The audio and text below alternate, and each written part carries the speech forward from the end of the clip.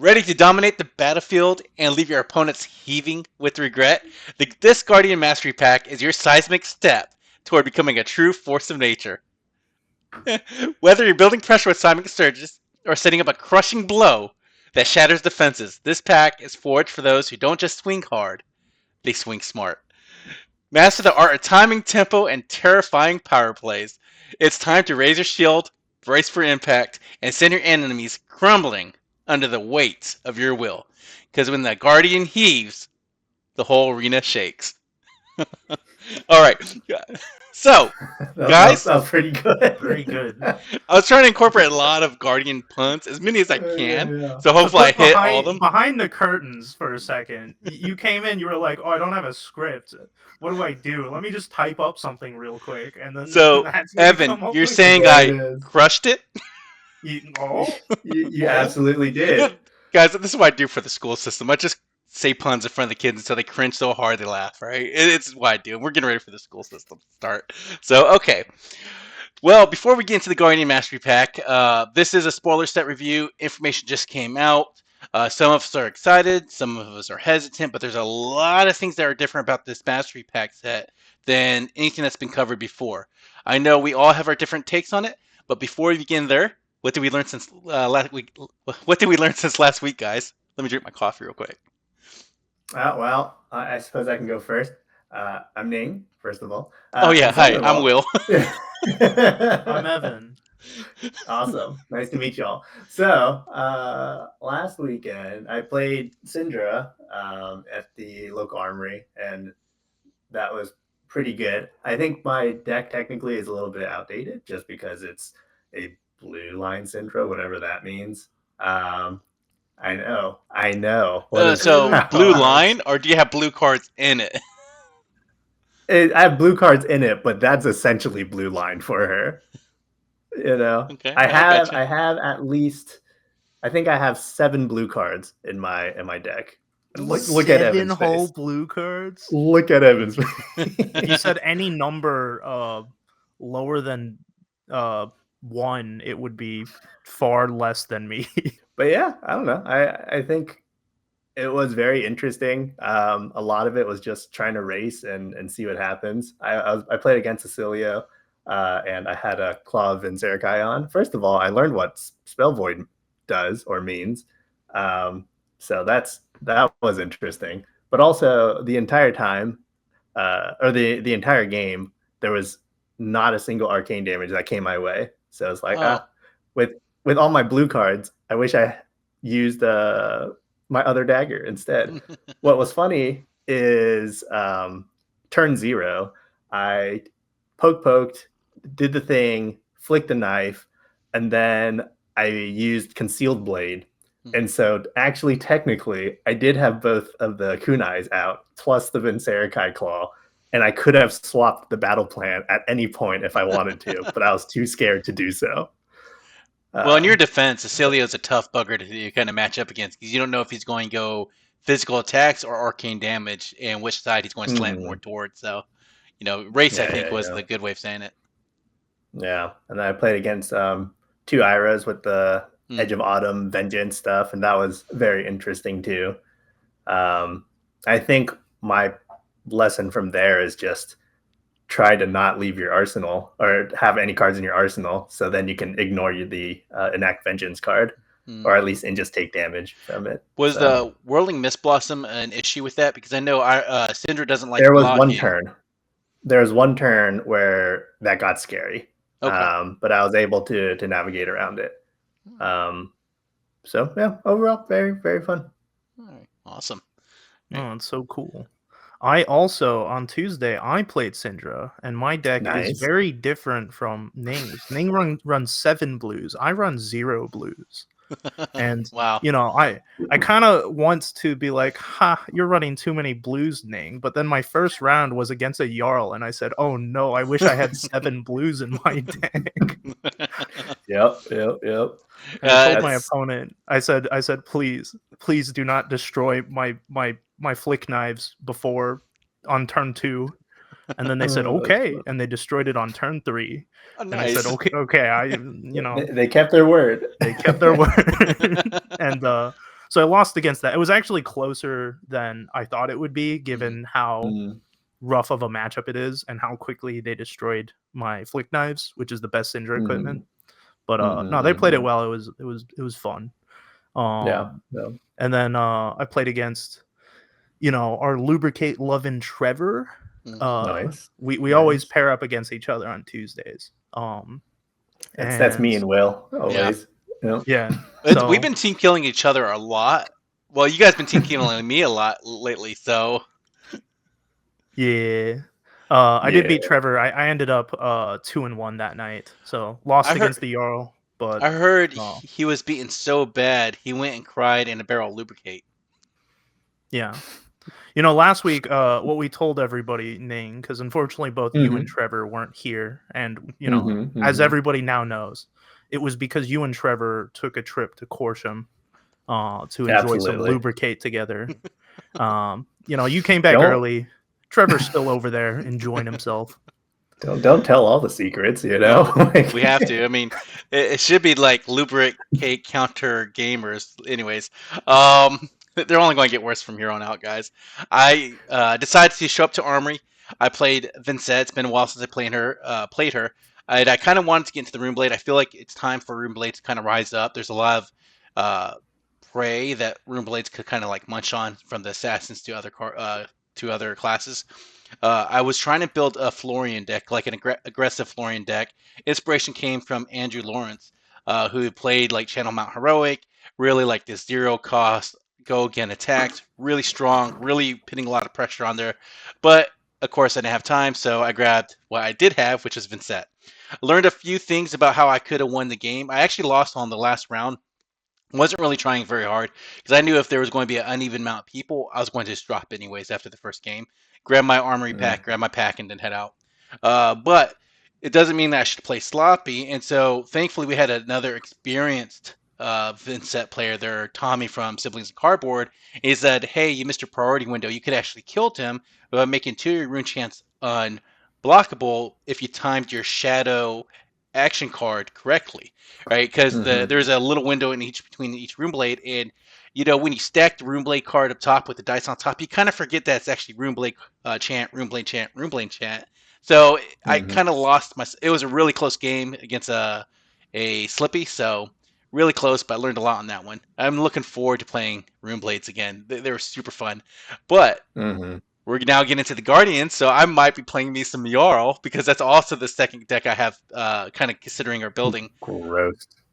But, I know that there's a nice lady here that's calling my name, but before we get to the actual spoilers, y'all, Evan, you want to kind of take us over what the Guardian Mastery Pack breakdown's like? You said it's a little bit different than what we're normally accustomed to. Yeah, so this is like, we've never had like a mastery set like this before. This is sort of more akin to some older sets. So most sets have 16 cards in them. 2 rares, an equipment or 2 tokens, bunch of commons. This set has, I believe, a total of 13 cards in the pack opposed to 16, so slightly fewer. And each pack will come with 10 playable cards in your main deck. Of those, you're going to have 9 commons and 1 rare or majestic. All right. You're going to get 1 piece of equipment. And then you're going to get 2 token cards. Of course, one of those token cards can be replaced with a Marvel, a cold foil, or a legendary. But yeah, so each pack, 10 playable cards, 1 equipment. Those are the ones that'll matter if you're playing Crack Shuffle Play, which is the not quite like a new format, but it's sort of the format this set is built around, right? So you get 3 packs. Each comes with 10 cards in it in your main board. So a 30 card deck. You'll come with 3 pieces of equipment that you can equip, and of course, you can use tokens, hero cards, and weapons, and those will be provided. Yeah, it sounds good. So you pretty much have 3 packs. You crack them open. You shuffle. You take the 2 token cards out, or token card and legendary card. You shuffle them together and you play. But do you get a hero, or do you just fight, as is? Great question, Will, and that's something we'll talk about right now. There is one hero in the set. Okay. So everybody will be playing as the same hero, and that is Valda Bright Axe. Right here, if you want to read it for us, Will. I sure can. Now, it is important to note that this young hero has 21 life, 4 intellect, and Valda, extra thick with 2 C's, Bright Axe, is whenever an opponent draws one or more cards during the action phase, create that many Seismic Surge tokens. At the start of your turn, if you control 3 or more Seismic Surge tokens, cards you own with Crush get dominate this turn. Yeah, so quick reminder, Crush effects are it's a keyword. Essentially, it has an on hit if 4 or more damage is dealt, and it's on a bunch of Guardian cards, right? So Crush cards are very strong, and they get stronger when you have 3 Seismics to give them Dominate. Dominate, of course, being an evasive keyword. Your opponent can only block with 1 card from hand. So you are getting damage through if something has Dominate. And then maybe let's real quick look at what a seismic surge is, because Valda's built quite heavily around seismic surges. Yeah. In fact, I think a lot of heroes are. Now, I did notice that they did include Young Bravo as a part of the card set number. Does this... As a Marvel. Yeah. Oh, okay. So this is actually not playable. It is only Valda, like you said. All right. So, if you open Bravo, unfortunately you can't play it, but it's a Marvel. That's awesome. So be happy you opened it. It'll be a very nice collector's piece. Seismic Surge here. If you want to read it for us, Ning. Sure. Seismic Surge says, at the beginning of your action phase, destroy this. Then the next Guardian attack action card you play this turn costs 1 less resource to play, and it is a Guardian token aura.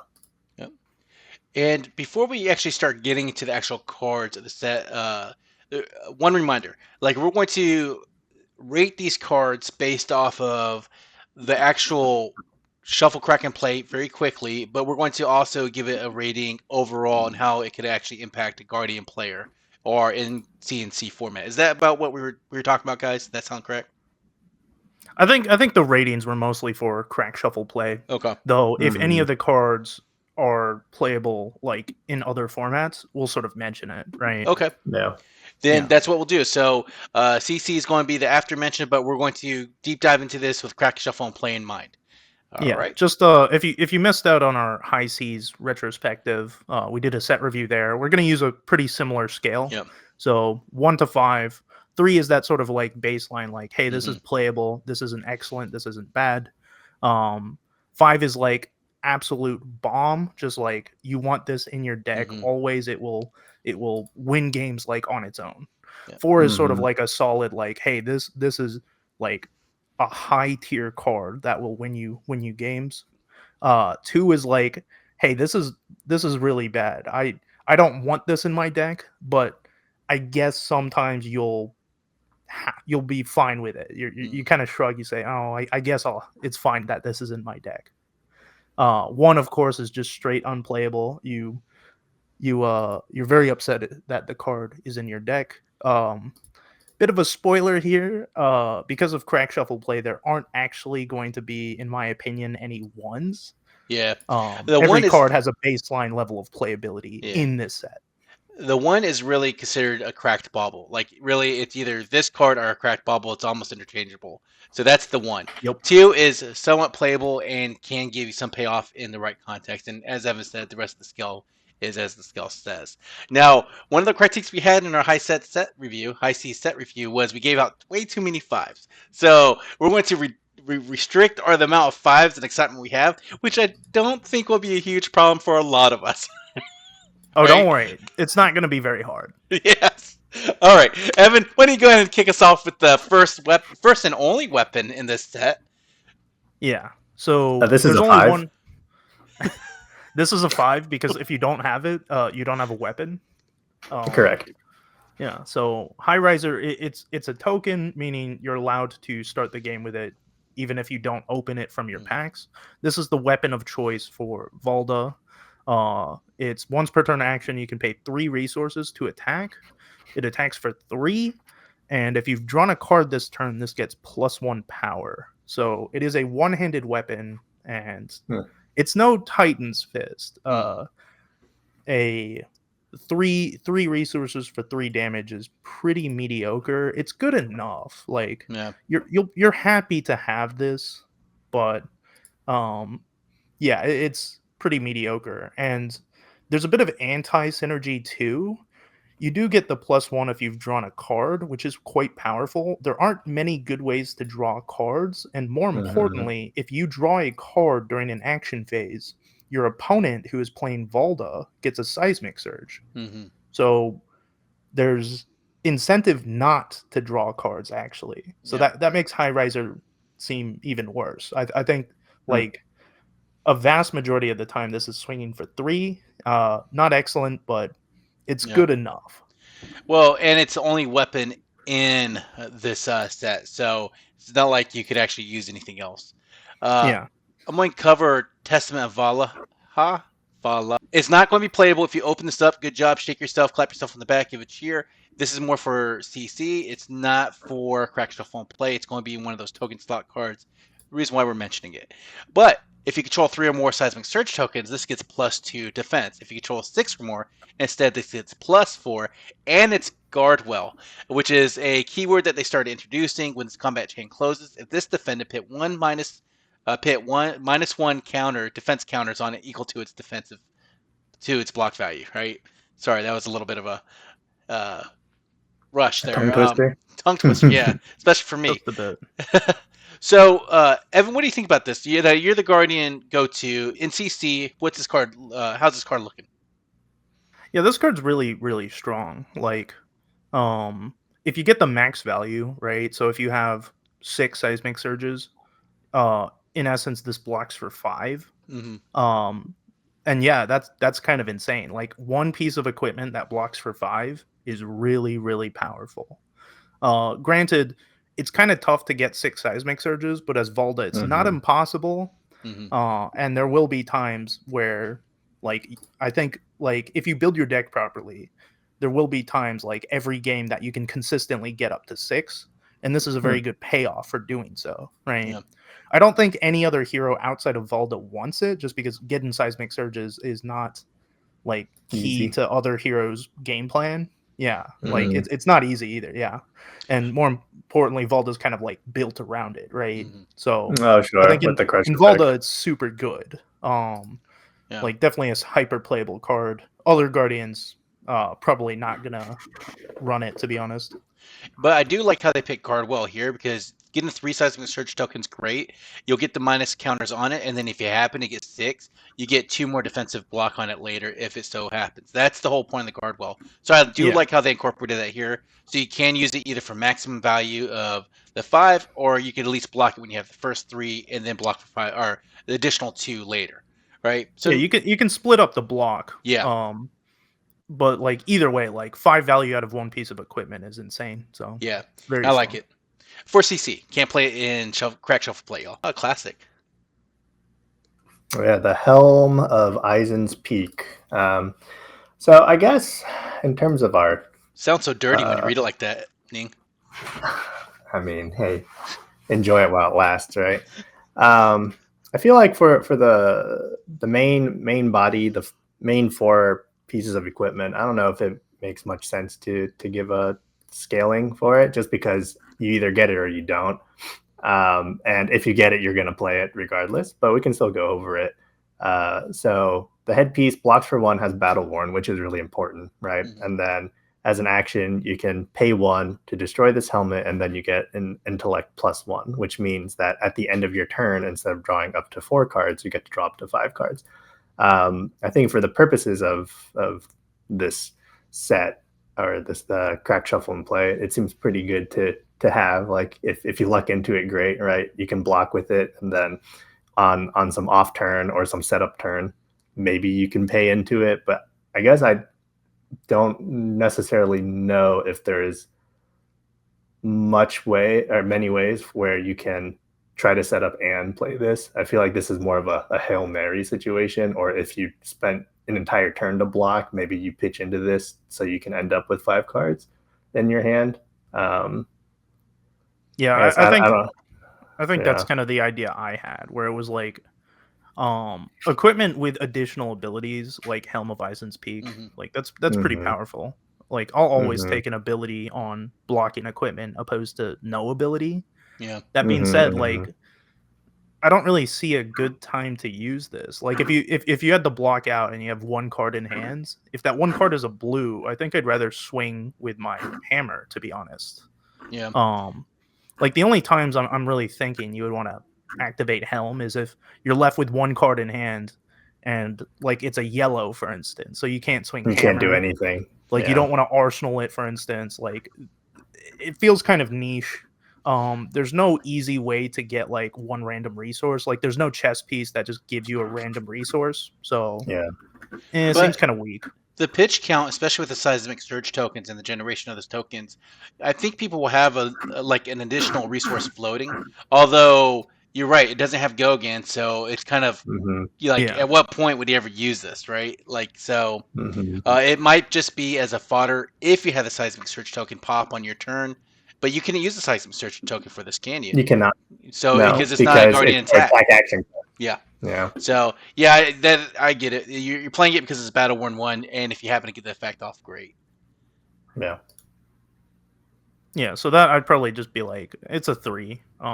Like blocking equipment is nice. The ability is okay every once in a while. Next piece, Richter scale, which is 1 block battle worn, same as the one before. Action, you can destroy this to create 2 seismic surges. This I like a little bit better, just because like the condition to sort of use this ability is a lot more clear, right? Like if you were required to block out with your whole hands, or let's say you blocked out with everything except for like one card that you want to arsenal, you just activate this, and then next turn your first guardian attack action costs 2 less, right?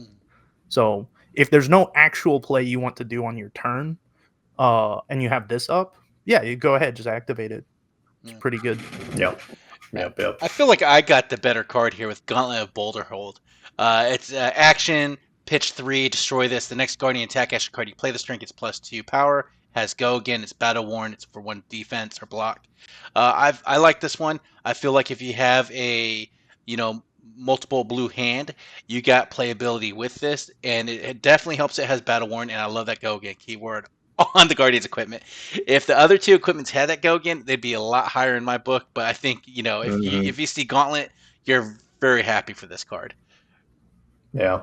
And it goes away. It goes with his game plan of Crush, right? You always want that additional power, and sometimes you have too many blues. So this is a way to convert that blue to additional power. Yeah. No, this one's pretty good. I think the other 2 were meant for like small hands. This is meant for like you have way too big of a hand. Which, Evan, I love what you said there. Big hand. Look at the picture. Oh man, I think you cracked the LSS algorithm. All right, you talked about big hands. Let's talk about some big hoofers. So we got the greater hoof. It is the leg piece, also a block 1 battle worn. As an action, it does have go again, so that's awesome. Pitch 3. Then you destroy this. Next attack action card you play, that's a guardian from arsenal, gets dominate. I think overall this is a good card, but as far as the conditions to play it, feels kind of like a relatively lot of hoops. But again, I also don't play guardian, so I don't know how that translates, where you need to have it in your arsenal and then also pay into it. But I think being able to pay into something to give it go dominate is always good, especially with crush effects. This is really synergistic with one of the keywords that Guardians have, which is heave, right? And also seeing how this is really for entry-level Guardian players to get in and try to start building their equipment suite for CC. I can see them playing Crater Hoof. There's not really many other better options out there. Correct me if I'm wrong, because this is a common versus, let's say, Quicksilver Dodgers, which is Quicksilver Flexors. You know what I mean? Quick Talk Flexors, which is like a $140 card right now. So no, this isn't a bad budget alternative. Guardians have historically had really bad boots. Like for the longest time, Iron Rot boots was played. Or Civic Steps. So Crater Hoof isn't too bad. I don't think it'll see any legitimate play in CC, but if you're a more budget oriented player, yeah, this is a pretty good budget alternative. It's sort of the same thing as the last card. Like if you have a big hand, you have the tempo, your opponent's on the back foot, and you're trying to close out a game. Like, yeah, this is excellent. But yeah, all four pieces are just like one block battle worn with like an additional effect is super strong. I think the best of the bunch, as Will sort of mentioned, is the arm piece. I think +2 is very good. I think this one's also very strong too. Yeah, I would say Gauntlet, then Greater Hoof, then Richter, then Helm, personally, but that's my order of Guardian equipment. Going on to the next one, Hoarding of Denial. Yeah, so this is an offhand equipment. So it's your shield essentially, and it has a 0 block Braid Blade, and it gets +X defense while defending, where X is the number of cards with cost 3 or more defending this combat chain. Now, just a little heads up, every single card in this set costs 3 or more. So this might as well say this gets +X block for every card from hand that you're defending with, right? But in Crack Shuffle play, it's a Guardian. And didn't we say last week on our class review that they don't get a lot of go again attacks, right? So is it really blocking for more than one at any time? I think, like, yeah, often enough this will block for 1. Sometimes it'll block for 2. So, for instance, like, if your opponent is swinging for 8 damage, you block with 2 3 blocks from hand, and this is blocking for 2. And that's pretty powerful, right? Like, we just looked at a bunch of equipment that all blocks for 1. So the ability for this to be a 2 block, maybe even a 3 block if your opponent is going super tall, like, this card's pretty good. Yeah. Right. Well, I'll tell you now, it's a lot better than this old stinker, Rotten Old Buckler. It's a 1 block blade break. Dude, if you pull this, you're going to play it because you have no other choice. But damn, you're going to look at your opponent, you're going to see the shield they have, and you're going to be jelly as... Anyways, that's all I got to say. Let's move on to the next one. Ning! I love Rotten Old Buckler. It was such a great piece of equipment in Tales of Aria. Yeah, well, honestly, it's a piece of crap when I see. It's a piece of crap in this set, yes, because it would be so much better if there's any card that said, if you have Rotten Old Buckler in your graveyard, anything.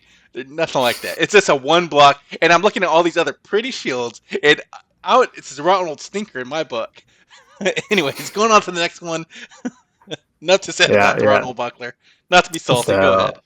Very different from that, we got the Steel Braid Buckler. All right, so it is a block 2, but it is temper. So what that means is when you block with the shield once, then at the end of the combat chain, you will give it a -1 token. So then next time when you block with it, it'll only block for 1, and then you'll give it another -1 token. And at the end of the combat chain, if your shield has a net block value of 0 or less, then you will destroy it. So ultimately, over the course of blocking 2 attacks, you will theoretically be able to get a whole value of 3, which is pretty strong in an offhand, I think.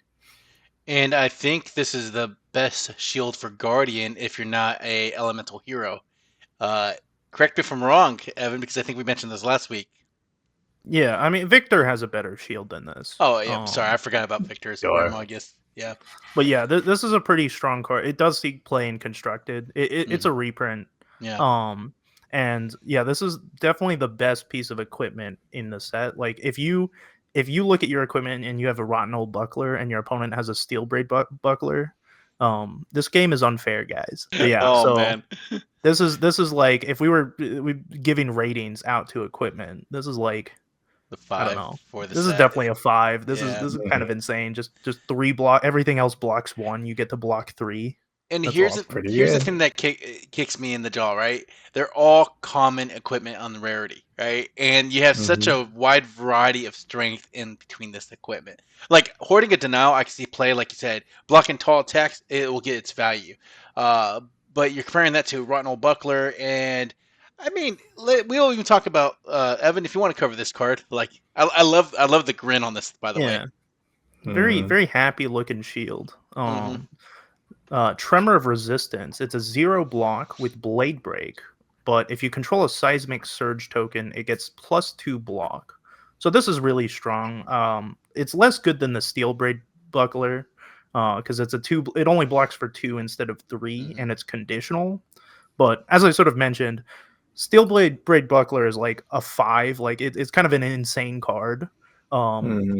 All the other equipment pretty much blocks for 1. So an equipment that blocks for 2, like that's really strong. So this is a pretty good piece of equipment. The Steel Braid Buckler, I wish like it was generic, or at least Warriors could take it, because I would totally play it in Olympia and buy it back every time.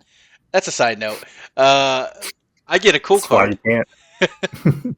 I get a cool card. This is a 0 cost blue pitch. It's legendary. You may only have 1 ley line of the old ones in a constructed deck. When this enters the arena and whenever you deal damage, create a Seismic Surge token. At the beginning of your end phase, if you control no Seismic Surge tokens, destroy this. It's a Guardian instant aura. Now, it is legendary, so it's going to be in the token slot. You cannot play it in Crack Shuffle play. But from a classic constructed point of view, I mean, I like it. Right? I think you want to play it. Right? I mean, it has no block, which is like the balancing thing, but honestly, as a Guardian instant aura, blue pitch, you want it. So, and you're only going to play 1 anyways. I think the big thing is also a lot of Guardian Crush cards. They cost 4, or at least the ones that I'm familiar with, right? So having it on there, and assuming you always leak damage per turn, it's very helpful to, you get to play your Crush or your whatever's with just 1 blue card to pitch, and that seems pretty good. Yeah. And the best thing... I'm sorry, go ahead, Devin.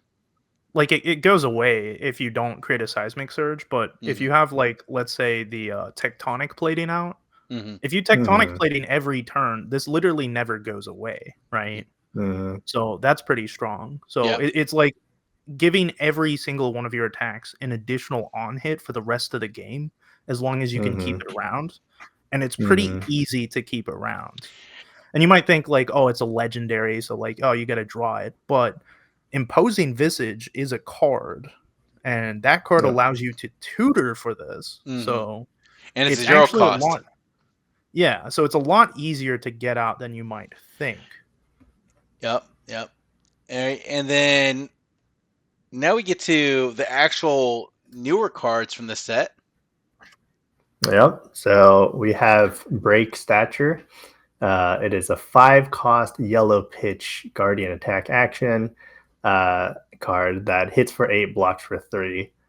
With the Crush effect, when this deals 4 or more damage to a hero, destroy an aura token they control. They can't create auras with that token's name until the end of their next turn.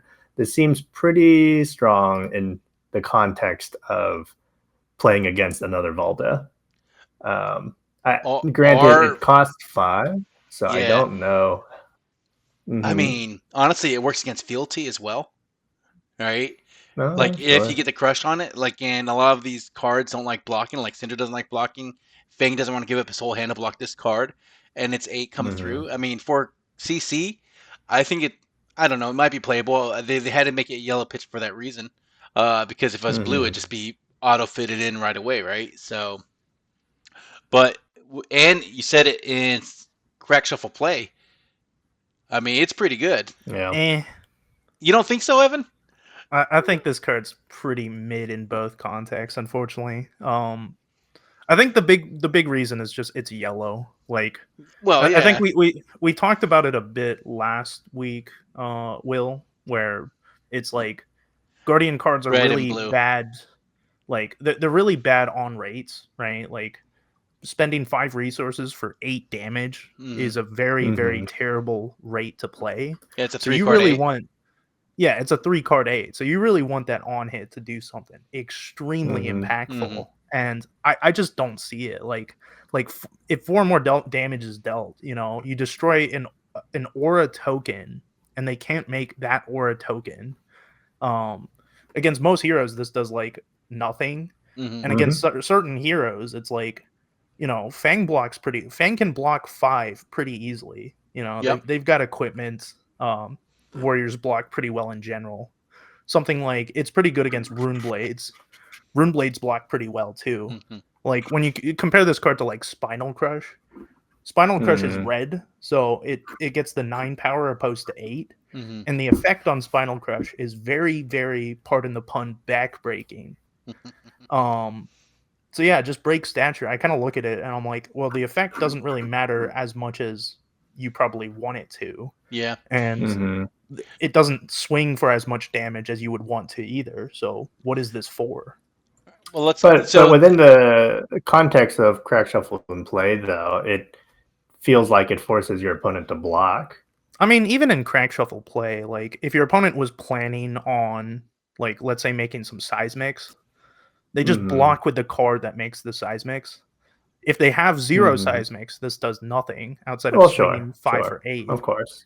And I'll say there are actually cards in this set later on that we'll get to see that also destroy seismic surges when they have the crush effect. So I don't know. Sounds good. Yeah, it's okay and limited, but so let's give it a rating. What would he say? 3? I'd probably give it like a 2. Interesting. I would have given it at least a 3. I think it's playable. It's an average card based off what you're saying.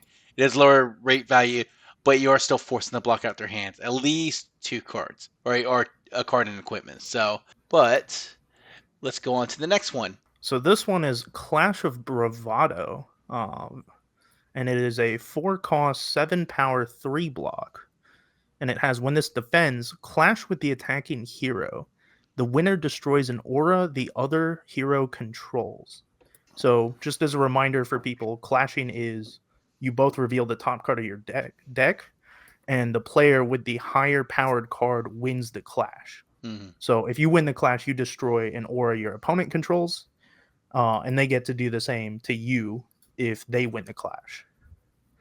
And in Constructed, I really like this card quite a lot. For like a hero like Victor, for instance, Victor wins clashes very readily. Unfortunately, like in the current meta, there aren't too many aura-based decks like in CC, so I'm not sure where specifically it would go. How would this go? I'm sorry. How would this go against the Prism matchup with Victor? Because historically, Victor had a hard time going to Prism. Would this help with that? Yeah, you probably bring it into Prism. It's pretty good into Prism, but like Victor into Prism isn't that tough anymore. Just because you get the Roiling Fissure, which destroys auras. Now, do you still run Roiling Fissure? Do you replace Roiling Fissure with Clash of Bravado? Maybe, but I think Roiling Fissure is still a blue pitch though. So, but yeah, I mean this one clashes, which is better, but Roiling Fissure is easier to trigger, right? So there is something to be said about that. Would you play this into KO? I feel like into Vincent it would make sense. Against Syndra it would obviously make sense. Like it makes sense into like Fang, for instance. That one makes sense. As you said, Vincent, other Rune Blades, it would make sense. It's not doing like a lot into those matchups. You're basically destroying like an aura token on block. Just like the previous card, but this one is way more efficient. But for instance, in Living Legend, I think this is going to be a pretty big card because there are a lot of auras. And there are even cheeky things you can do. Like Icelander gives you negative auras. So even if you lose the clash, you can still destroy one of your negative auras. So yeah. Interesting. Makes sense. Yeah, it's a really good card for Constructed. As mentioned in CC, I think this currently sees no play because like none of the top decks really care about, like they're not aura based. But in the future, like this is a card to keep an eye out for if you're a Guardian. Makes sense. So rating for Crack Shuffle play? This is like kind of a nothing card in Crack Shuffle play. I'm gonna be real. Yeah, I would give this a. Go ahead. Yeah, I'm gonna say this for like every Clash card. Like the Victor is good at clashing because Guardians have really high power cards, like high power cards compared to other classes. But compared to other Guardians, you have basically the same ability to win a clash as your opponent. Definitely more random. Yeah, this is like a 50-50 on if you're going to win the clash or not. I would say this is a 2 in crack shuffle play. Don't you agree? I agree with it too. Yeah. Let's go to the next one. Headbutt. Now, this is a 4-cost blue pitch, 6 power, 3 defense. This can't be defended by non-head equipment. If you have a head equipped and the defending hero doesn't, this gets +1 power. Crush. When this deals 4 or more damage to a hero, put -1 counter on a head they have equipped. Then if it has 0 defense, destroy it. So, I like this card. I think it's good. It's a blue 3-block, and Guardians love those. It's a 6 power, possibly 7. I give it a 4, right? And I'll tell you now, and that's in crack shuffle play. I mean, you're not unhappy to see this. And I think we could cover classic constructed later. But what do you guys think about this in crack shuffle play? I don't know. I feel like it's like a 2 or a 3. Really? You don't? Oh, guys, I don't know. Okay, go ahead. I mean, you have to pay 2 cards into it, or hopefully you have a seismic, and you have to pay 1 card into it to just do 6 damage, and then you're also within a gambling situation of do you get that +1 or not based off of what you actually open. And then on top of that, if it doesn't even if they didn't have a headpiece, then this doesn't even matter. It's just low damage at that point. But it does block for 3, and it is a blue, I suppose. But and that's the thing. In crack shuffle play, look at how many blue attacks this set actually has. Right? It's not a lot. Right? There a lot of it are action cards. A lot of it doesn't have the power behind it. Right? So that's kind of where I'm going at. Like, this is one of the very few blue action cards that actually. I mean, that's not quite true. There are a decent chunk of attack action cards that come in blue. Now I do think in CC, like, Headbutt has some legs, but in crack shuffle play, like, you're only getting 3 pieces of equipment, right? So if your opponent doesn't have a headpiece and you also don't have a headpiece, this card does nothing, right? It's a 4 for 6 with no ability.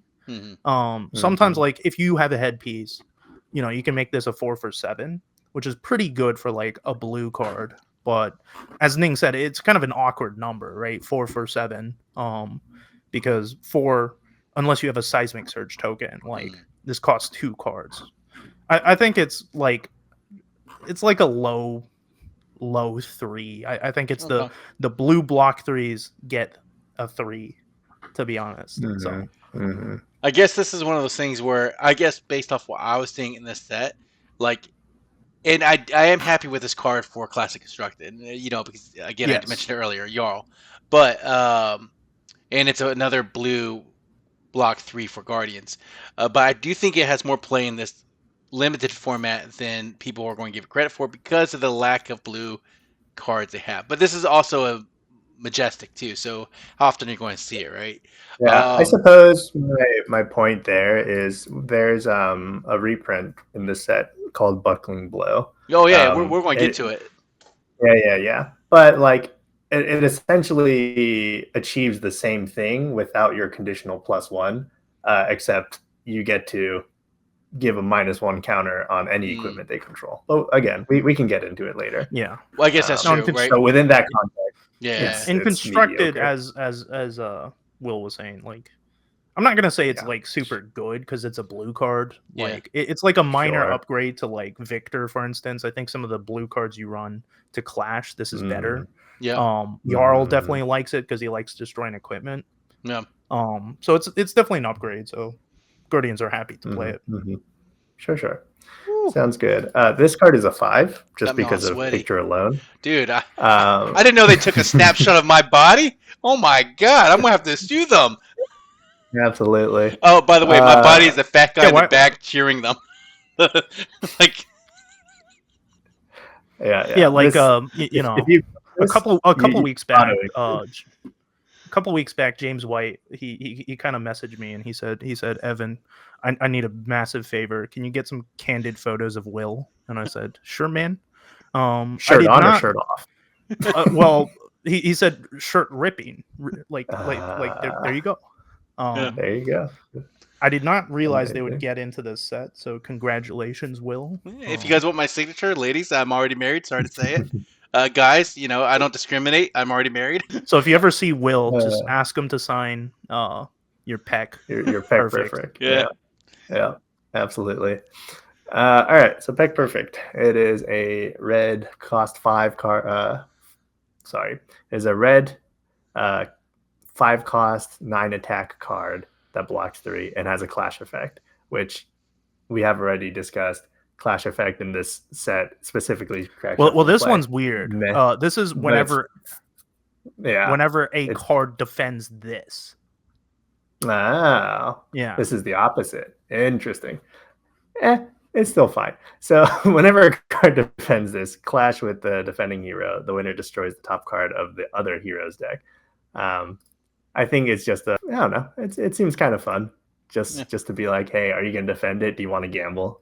Are we really there's going to also the fun ourselves? thing. It works on every card. Like if they defend with 3 cards, 3 clashes occur. Oh shoot, dude! I didn't realize that. Yeah. Oh, Victor's going to love this. That's hilarious. I mean, is he? You don't think so?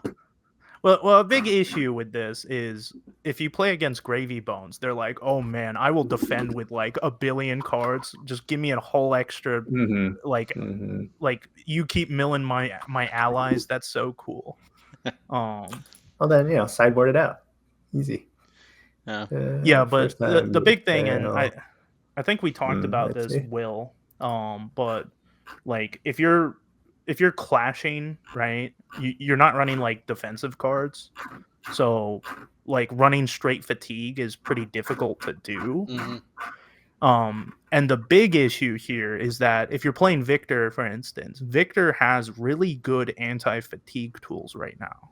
So you don't really need to run these sort of mill cards because you have a little package of cards. If you run the Cast Homes, as we call it, the Visit the Goldmane Estate, combined with the High Seas Fabled. If you pitch deck those cards, you beat any deck in fatigue, right?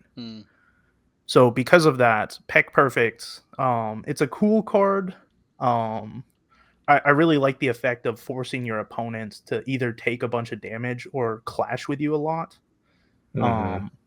But I don't think it's very good in constructed.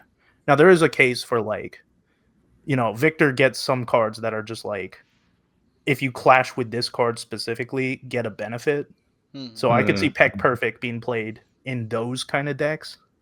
I don't think those are going to be competitive, but it's fun. So, yeah, fun stuff there. What do we think about it for limited, I guess, for crank shuffle play? Well, you kind of said it. The clash mechanic itself is going to be hit or miss. In limited, though, they have limited amount of cards in their deck. The winner destroys the top card of the other hero's deck it very easily be against you too. Like it is guarding, right? So I don't know, double-edged sword. It's tough to evaluate. Yeah, right? 3 Gamba, call it a day. Yeah. I mean, I would probably give it a 3, right? I mean, I think still it's a 9 big power. card. Yeah. Like 5 for 9 is pretty big, so I think 3's fair. Yeah. Well, now we know where all Diddy's baby oil went to. Oh, I miss Trevor. Trevor, where you at, man? I miss seeing your face of anguish when I make jokes like that. And you're not here. Trevor, help. He thinks he can keep getting away with this. We need. Okay, anyway. All right, put me in my place. Next card, we're gonna put Will in his place. Put him in their place. It's a 6 cost, 10 power, 3 block. It's a Valda specialization, and it has Crush. When this deals 4 or more damage to a hero, they discard their hand, then draw that many cards.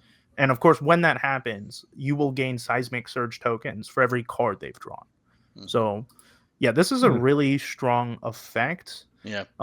6 for 10 is really, really incredible value.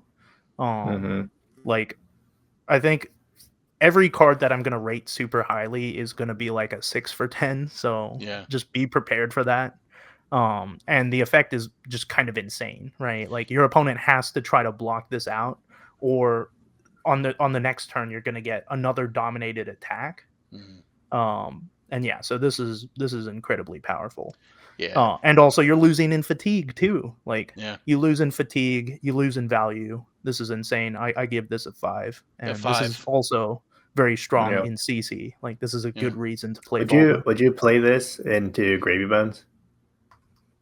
I mean, you kind of have to, as much as I would hate it, but Just to try to fatigue him out? not really fatigue. It's just like I It's just think big in the damage. matchup you have to do big damage and set up big dominated turns. I And see. I see. so like setting up big dominated turns with put them in their place sometimes will be worth more than giving them some allies in grave. Yeah. Yeah, makes I think sense. this is our first solid 5 in this crack shuffle play format. Everyone's playing Valda. If you crack this, you're very happy. I do think if you're running Valda as a CC hero, Guardian hero, you're going to want 3 of these anyways. So, Very all right. true. Solid Ground is a blue pitch 3 cost Guardian defense reaction. This costs 1 less resource for each seismic surge you control. And so it's 3 costs, but it could potentially be a 0 cost for a 5 block. This is hard for me to evaluate. I think in the right hero, it can actually be pretty good, like with Valda. I don't know if it beats the other generic defensive reactions, but it is a blue pitch, which is the biggest benefit Yeah. for that. Now, historically, Guardians have run blue unmovable in their decks, right? Okay. So if you compare blue unmovable to this in Valda, this just looks insane because Yeah. this can cost 0. Blue unmovable always costs 3. Yeah. Yeah, I think if you can consistently get this to cost 0, you run this, and if you don't, you do not run this. So Yeah. basically, Valda wants it. I feel in constructed, and none of the other Guardians do. Okay, I think that's fair because that's Yeah. I knew in Vault it would be good. In other Guardians, I just was trying to think of a way that they would rather run this. Now I know some people will say that this pairs up with a really good card that's coming up later. We'll talk about that, the seismic eruption card, but that's really still not very great. I mean, you're Yeah. trading value for value or points for points, but we'll talk about that card when we get to it. But I think Now, for shuffle up and play, keep in mind this is the literal only defense reaction in this set, oh, so which is kind of insane. Yeah. so CC Valda, you want this in crack shuffle play. I feel like if this is the only direct, I thought there was one more. Is there not? There's a block card. Okay. Or actually Gosh. a couple. There are a lot of block cards, but this is the only D-react. I might give this a high 3, low 4. I mean, I'll probably say a 4, only because of the unique nature of it. If I had to pick a number, 4. What do you guys think? I think 3-4 is fine because this is also the only way you can get around dominate, which is nice. But for you to get around dominate, you have to be confident that you can create 3 seismic surges to make it meaningful. Otherwise, it is just a blue block. Well, no, it is just a blue card.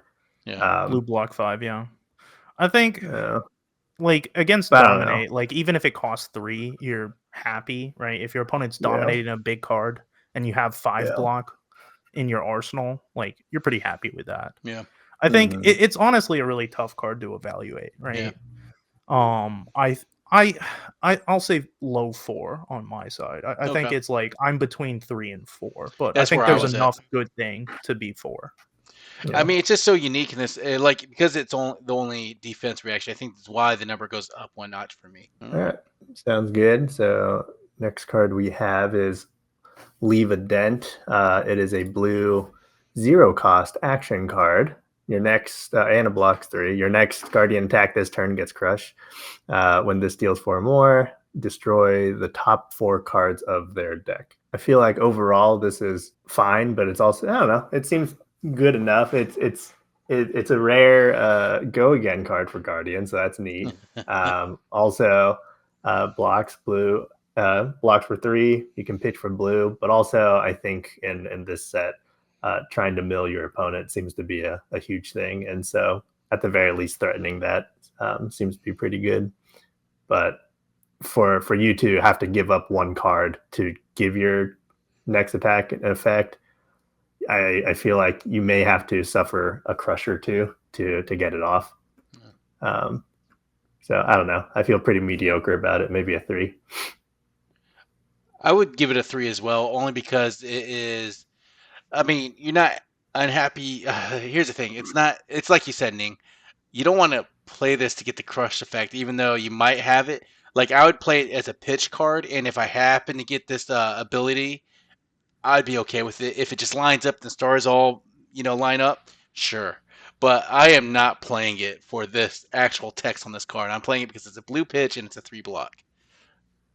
I don't know. I still think it's like a 2. I think cards in this set, and this is like, that might sound sacrilegious. We've said blue block 3s are like 3s, but this set has a lot of block 3s. I think outside of 2 cards that are both majestic generics, every single card in the set blocks for 3, basically.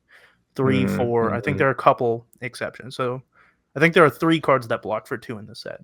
Well, so, I think the biggest thing about this card, though, is it's one of those rare blue cards that you could play without pitching anything, has go again, and it threatens a kind of irrelevant on hit, versus, like, let's say the next couple cards we want to see. They're not exactly like this. So that's why I gave it a 3 as far as an average goes. But like, the issue with fatigue with this card is if you're trying to set up a big turn in order to play this with dominate, you technically win the fatigue game, but you're giving up so much life that part of me thinks, no, you probably still lose the fatigue game. And then on the flip side, like, if you're not setting this up with a big dominate attack, this basically does nothing, right? So you're spending a card just to force your opponent to block, but if your opponent is playing the fatigue game, they were already going to block whatever card you have out, right? So in both instances, I think this is a trap. So it just becomes like a blue block 3, in my opinion. Like, I think you ignore the card text completely. Well, that's why I was saying you ignore the card text, but if the stars line up, you're happy to. Like I'm saying, it has to line up, dude. But we'll evaluate the rest of the cards. If there's a lot of blue cards that can't fit into your deck that block 3, fine. But they all block 3, I get that. But at least this has a card you can play without pitching anything to it. It doesn't have a cost associated with it. You know what I mean? Like, and we'll talk about the next card, right? Oh well, okay. That card was a bit better than this one. Anyway, so this is Visit Anvilheim. It's a blue block 3 non-attack action. It costs X. Remove X -1 counters from a Guardian offhand you have equipped. So I can save my rotten old buckler? No, I'm just joking. It has Blade Break. So currently there's only one card that this can save, and that is the Steel Braid Buckler. So if you open Steel Braid Buckler, good for you. That's a great card. And now, if you also open Visit Anvilheim, this card actually has text. It's not good text, mind you, but it has text in that exact one scenario. So this is where I would say I'd rate this card a 2, right? And the grand themes, this is actually a 2 versus where Leave a Dent was a 3 in my book. Because at least it was playable versus this is not playable. All right, if you're struggling and you have to put this in because you need more blue pitch, that's where you're running this, right?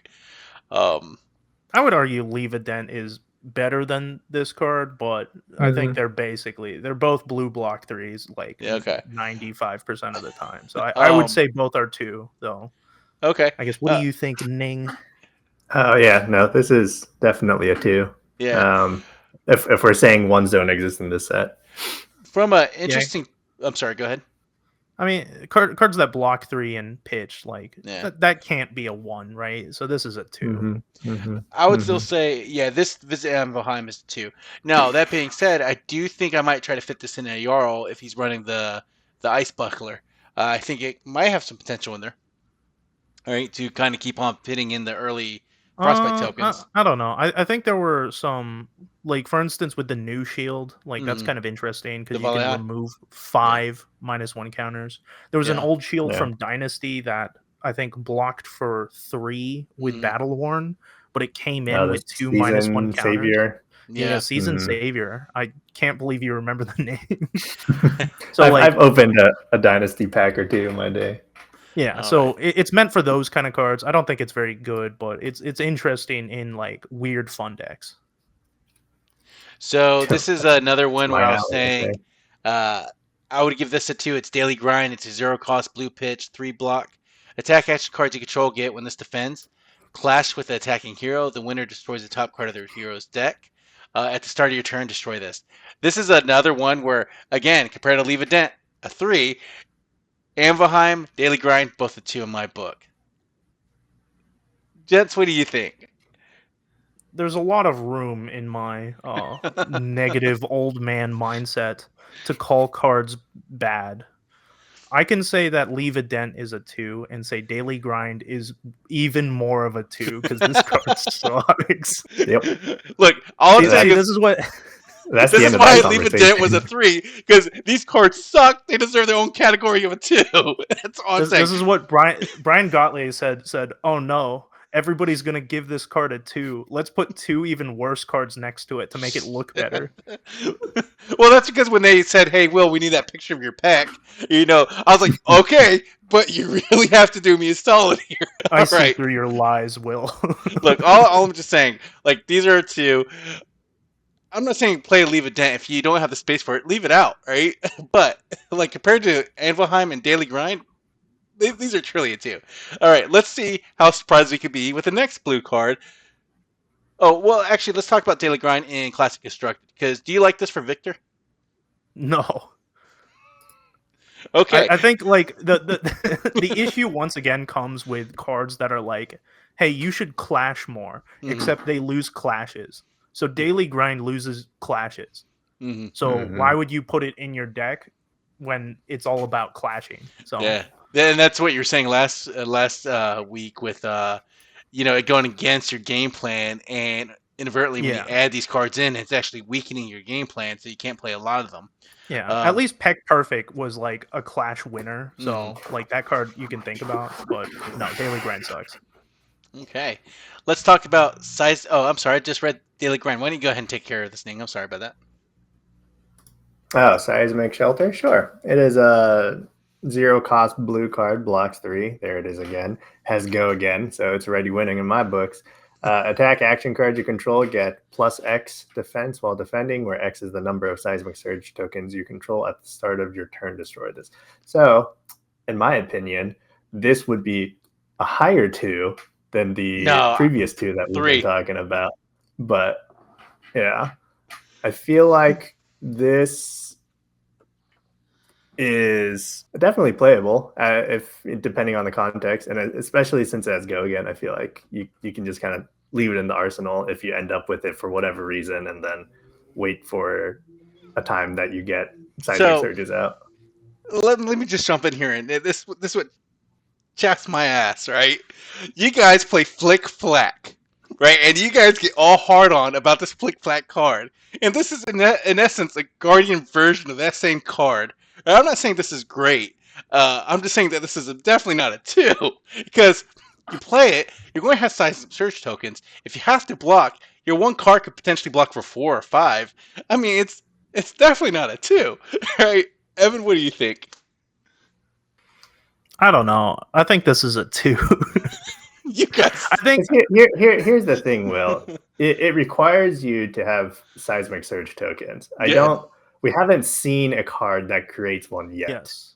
Now, I will say, Will, there is a context where I think it's better, and specifically, it's when you have the chess piece, right? So if you remember the Guardian chess piece that you destroy it, you make 2 seismic surges. If you have a 1-card hand, you can play this out. You can activate your chess piece, and then you have 2 seismic surges, and all your attack actions get +2 defense. Well, so that's not bad. Well, okay, and in crack shuffle play though, that's still like, to me, this is still potentially a 3, right? Even though you guys, a 3, like, I think if you have that exact scenario, this goes up from a 2 to a 3. And if you don't have that exact scenario, I think this is pretty bad. Now, I'll say this is the strongest card we've had that like is an aura card that buffs your cards on the block side, because cards similar to this have existed in the past and they've all been terrible. This is the best version of those cards, so it is worth thinking about a bit more than I guess Ning and I are giving it credit, but not by that much. All I'm saying is in crack shuffle play, this people, if you've gotten this far and you're not screaming at Ning and Evan, please leave your comments down below and let them know that you agree that this card is definitely a 3 on a scale of 5. But I Ning, gave it the 2. scenario. I gave it the scenario where it's a 3. Yeah. And that is when there's equipment that can directly synergize with it. Because if you can guarantee the seismic surge. Yeah, like a card like this needs synergy or else it's worthless. So if you have equipment that synergizes with it, it's good. If there is not, then this is bad, and it's a blue block 3. If there's only another card that you can play as an instant that can create seismic surge tokens, I'm not saying it's good in context with that card. All right, I forgot whose turn is it supposed to read this card. Is it mine or no? I think Evan, it's go my ahead. turn. Yeah, Evan, go ahead. So this is Seismic Eruption, a yellow card, 0 cost. Guardian instant, doesn't block, and it just says create 3 seismic surge tokens. And this card is very strong. In the context of Volda, of course. Mm-hmm.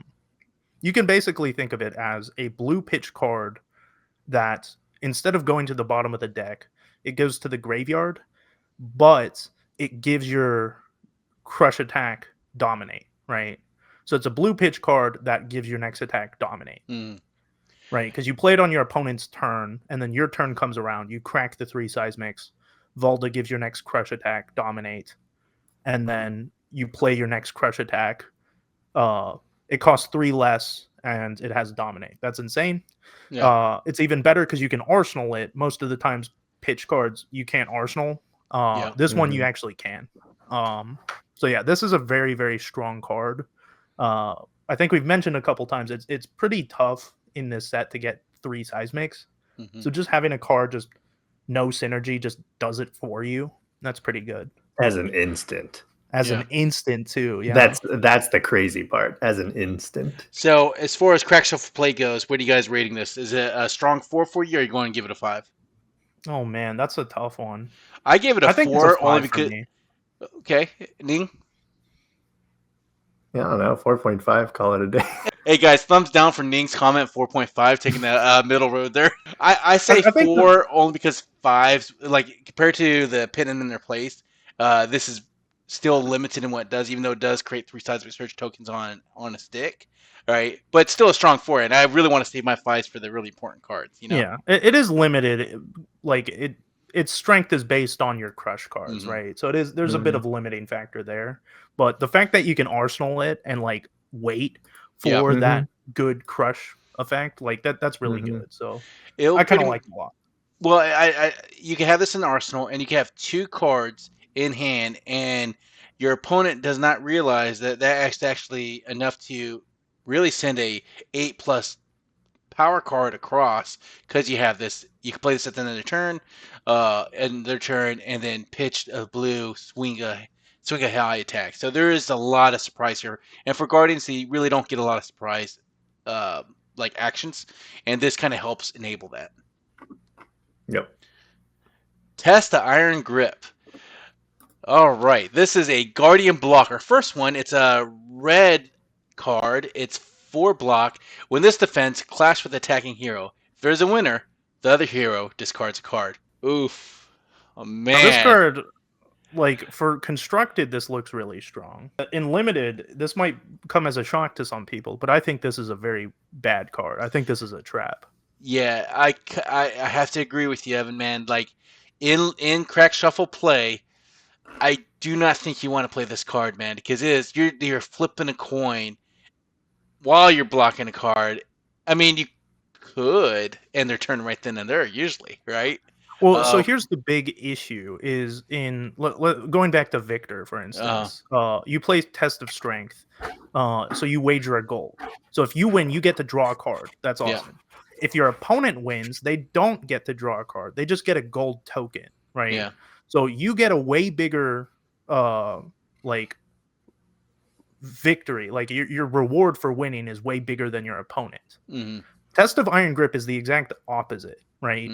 If your opponent swings with a big attack for, let's say, 7, right? They have 0 cards in hand because Guardian doesn't have any go again. So unless they want to arsenal a card, they're going to have nothing in hand. Right. If you block with this, if you win, nothing happens, and if you lose, you actually discard a card. Which is what the point I was going to say. The reason why this is not really good in crack shuffle play is because if you have very limited go again as far as attacks go, right?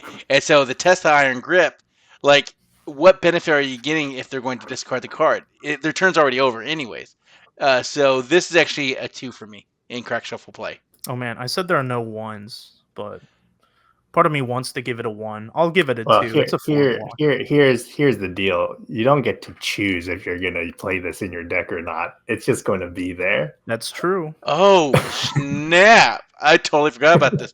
All right, if you guys do have this, you're not going to try to defend with it. Actually, I think, to Evan's point, arsenal this card. I know what I said, guys. It's a block card, you arsenal it. And you never play it, you don't have an arsenal for the rest of the game. Well then.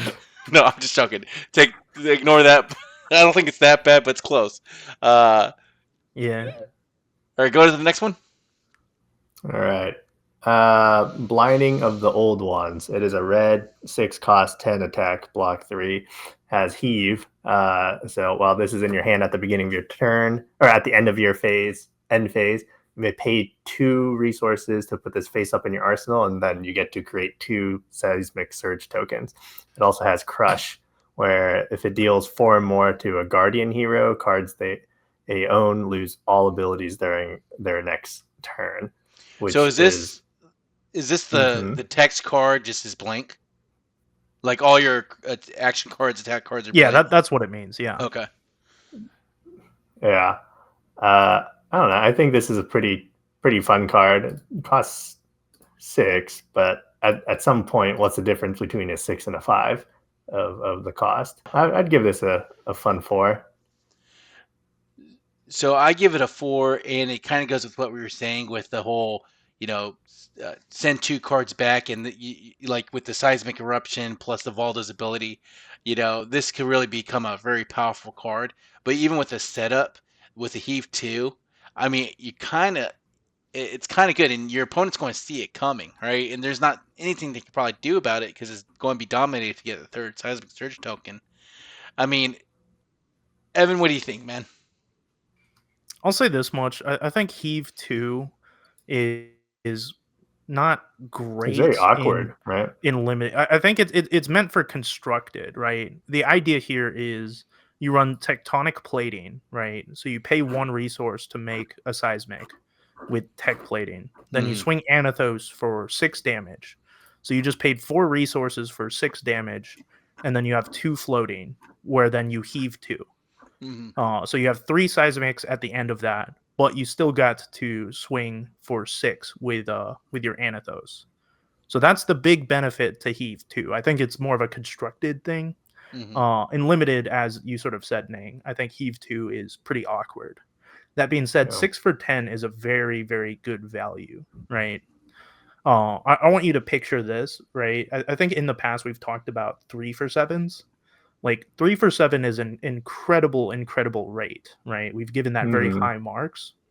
For an extra card, you're getting +3 power. So 0 for +3, we've also given incredibly high marks. So this is a 1 card is combining those 2 effects together.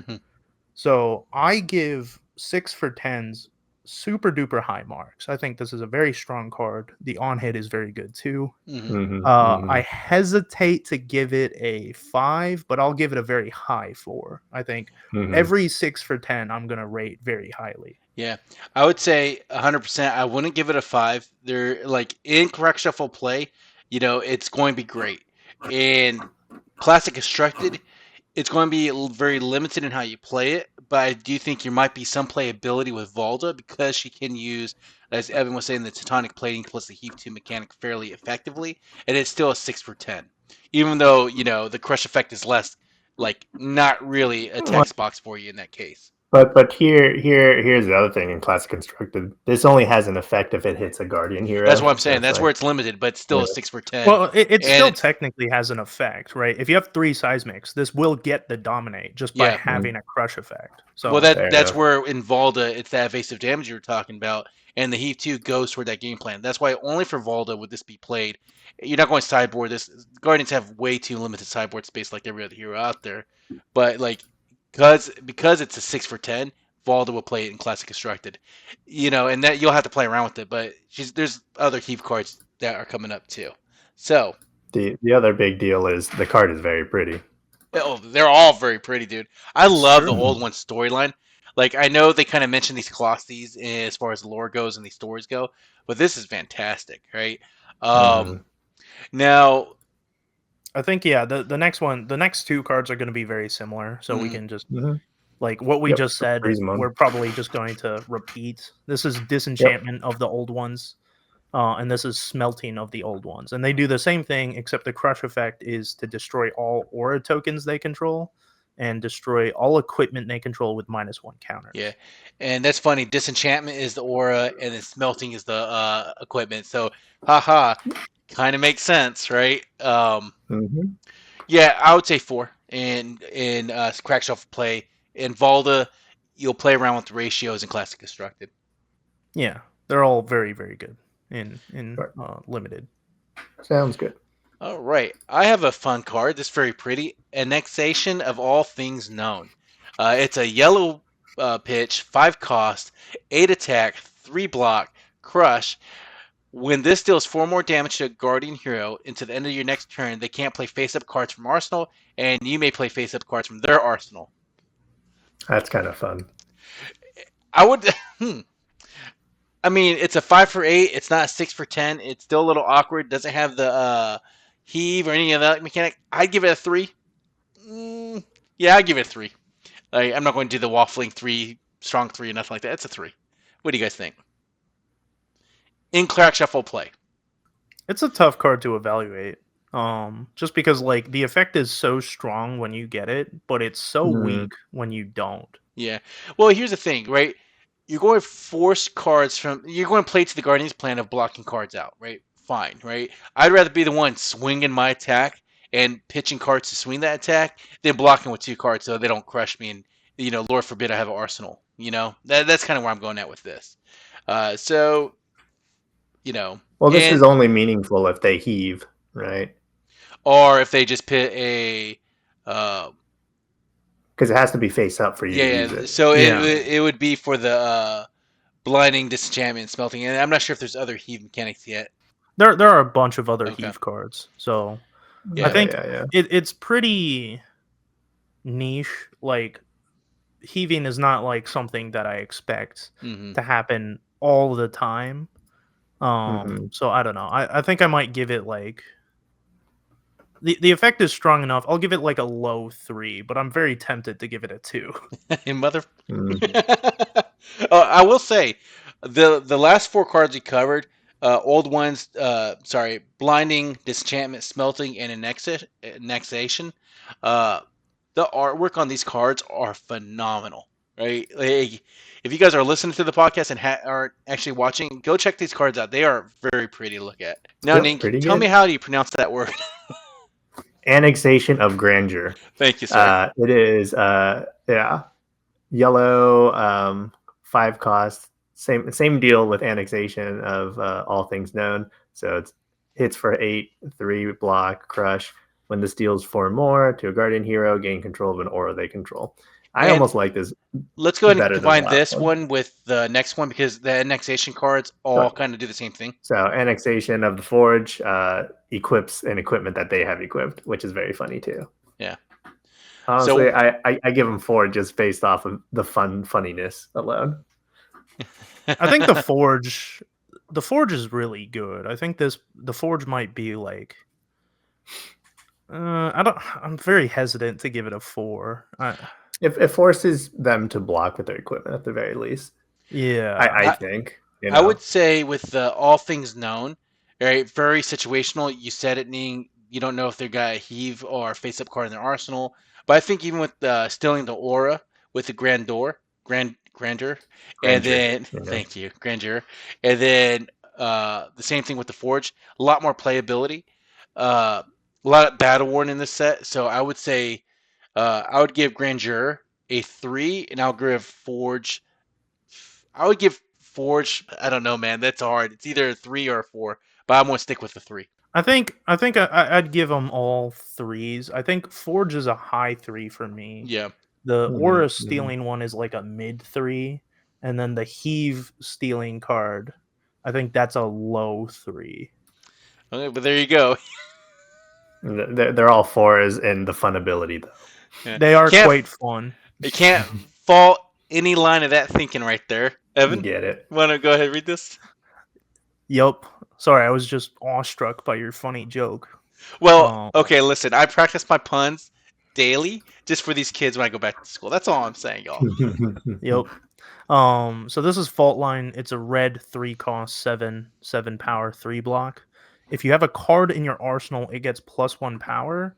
And the crush effect, if it deals 4 more damage to a hero, put all cards in all arsenals on the bottom of their owner's deck. And that is a very, very strong ability. It's kind of like a Plow Under, where it just kind of tucks cards. I mean, this one is an on hit, but 3 for 7 is a very good rate. Like, that's a 2-card effect. Mm-hmm. And getting your 3 for 7 to also have like a relevant on hit is very, very strong. So, and the fact that it also has like a bit of protection, like if you have your own arsenal, like, oh, that sucks, like you have to tuck your own arsenal, but you're also getting extra power out of this. So yeah, you're saying this is really good. So you're saying putting your block card actually in your arsenal might be a strategic. I'm just joking. Don't do that, guys. So what would you rate this, Evan? I think this is probably like a solid 4. Like, I think this is a very strong card. I agree. I think this is, a solid 4 just for value alone. I really like this card because it's very easy to make it a 3 for 8. Mm-hmm. Yeah, I really like the art on these cards. Is that Valda right here with the flower in her hair? I don't think so. Oh, okay. I'm saying, man, like I would. Anyways, hostile encroachment. There's no Betsy. This is like a 0.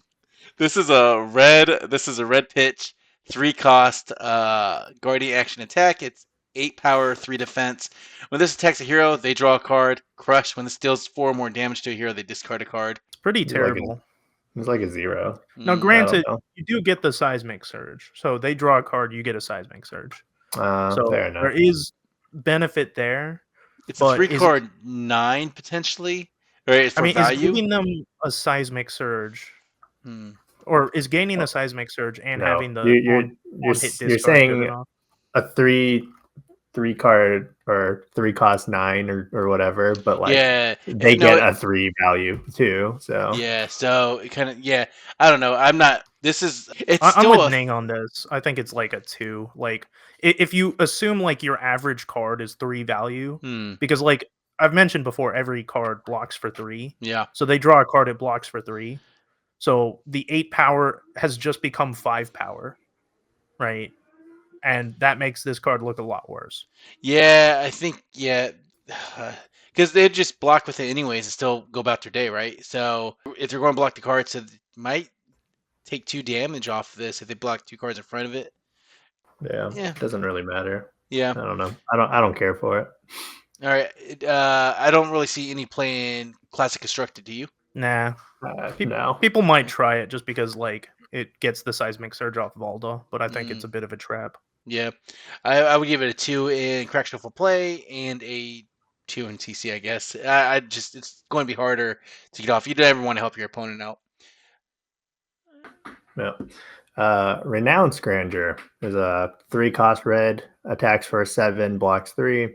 If the defending hero controls an aura token, this gets +1. Also, crush when this deals 4 or more. They cannot create aura tokens during their next turn. Oh my gosh! I really enjoy this card. Again, seems to be relatively simple to make it a 3/8, just because this whole crack shuffle and play situation, you're always trying to make a seismic surge token. And then the crush is also very relevant as well. So I don't know. Yeah, very strong. I give If this you a compare 4. it to the Majestic we saw just then, which was like a 5 for 8 with basically the same effect, like ironically, this rare card just looks way better. So yeah, I like this card a lot. Yeah, I agree with a 4. I think it's very strong. Yeah, all right. And right. I do think it might be playable somewhat in Classic Constructed. Right? I mean, it's a really low Especially cost. into There's a lot Draconic more. people. Yeah, or Prism or anything else that Guardians generally had a harder time with, right? Against like against Rune Blades with Prism, right? You know this card, and it's still a 3 for 7. You're going to take 2 cards from their hand because they do not want this crush effect, and it still goes with the pummel game plan. So CC, I think you might see You're play just on the waiting Pronounced for Random. you're just waiting for the right meta, but I think otherwise this card seems to be pretty good overall. Aftershock. Aftershock. So this is a 4 for 8 3-block, and it has when this attacks, if you've controlled a seismic surge token this turn, create a seismic surge token. So the idea here is you had one seismic surge, it gets popped. This costs 3 instead of 4, so 3 for 8 is quite good. Yeah. And then when you swing with it, you get another seismic surge. Another 4. What do you think, Evan? You don't think it's a 4? You think it's a 3? See, like if you can get a seismic surge, can we mention easily, how this is going to be a rainbow? I'm sorry, it's red, blue, yellow, and blue. Yes, I think this is the first card we've seen that is rainbow. Yep.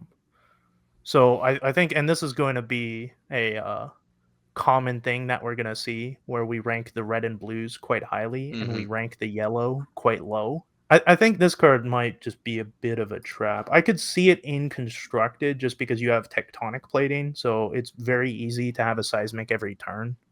In Limited, it's a lot harder. Like, we haven't seen really any effects so far that create seismics. There are a couple, but 4 for 8 is pretty mediocre. I could see it being good, but I think it needs a bit of help. Like, it's kind of like a contextual thing, right? I'd say it's like red and blue. Blue's a 3. I think red is probably like a low 3, and then it goes up to like a higher 3 if like you have a lot of ways to make the seismic, and then yellow's like a 2. Yep. Okay. I agree with that. So I pay a lot more value on you making the seismic surge tokens. The cycle. Yeah, and the cycle. And of course, when I'm giving high numbers to these cards, I'm not talking about blue. That's always going to be one number lower. Like, for instance, let's talk about the next card. Little Bigfoot. This is a rainbow as well. It's a 4 cost. Red is 3. Yellow is 3. Blue is 3. The difference is in its ability. If there are 2 or more cards with cost 3 or more in your pitch zone, this gets plus 6 for red, plus 5 for yellow, and plus 4 for blue. I give all these a 2. I mean, in both limited and both in crack shuffle play. Dude. Well, let me think about. Now, once again, I need to preface: every single card in the set for crack shuffle play costs 3 or more.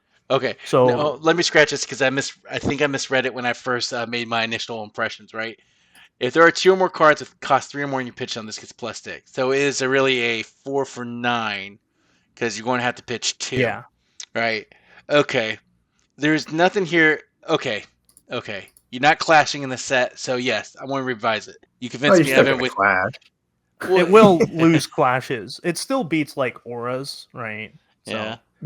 I think it's pretty good. Like, I think numbers wise, like, I think Guardian is a very number based class, which is why all those 3 for 7s that could be 3 for 8s we ranked super highly. This is a 4 for 9. Most of the time, 4 cost cards swing for 8.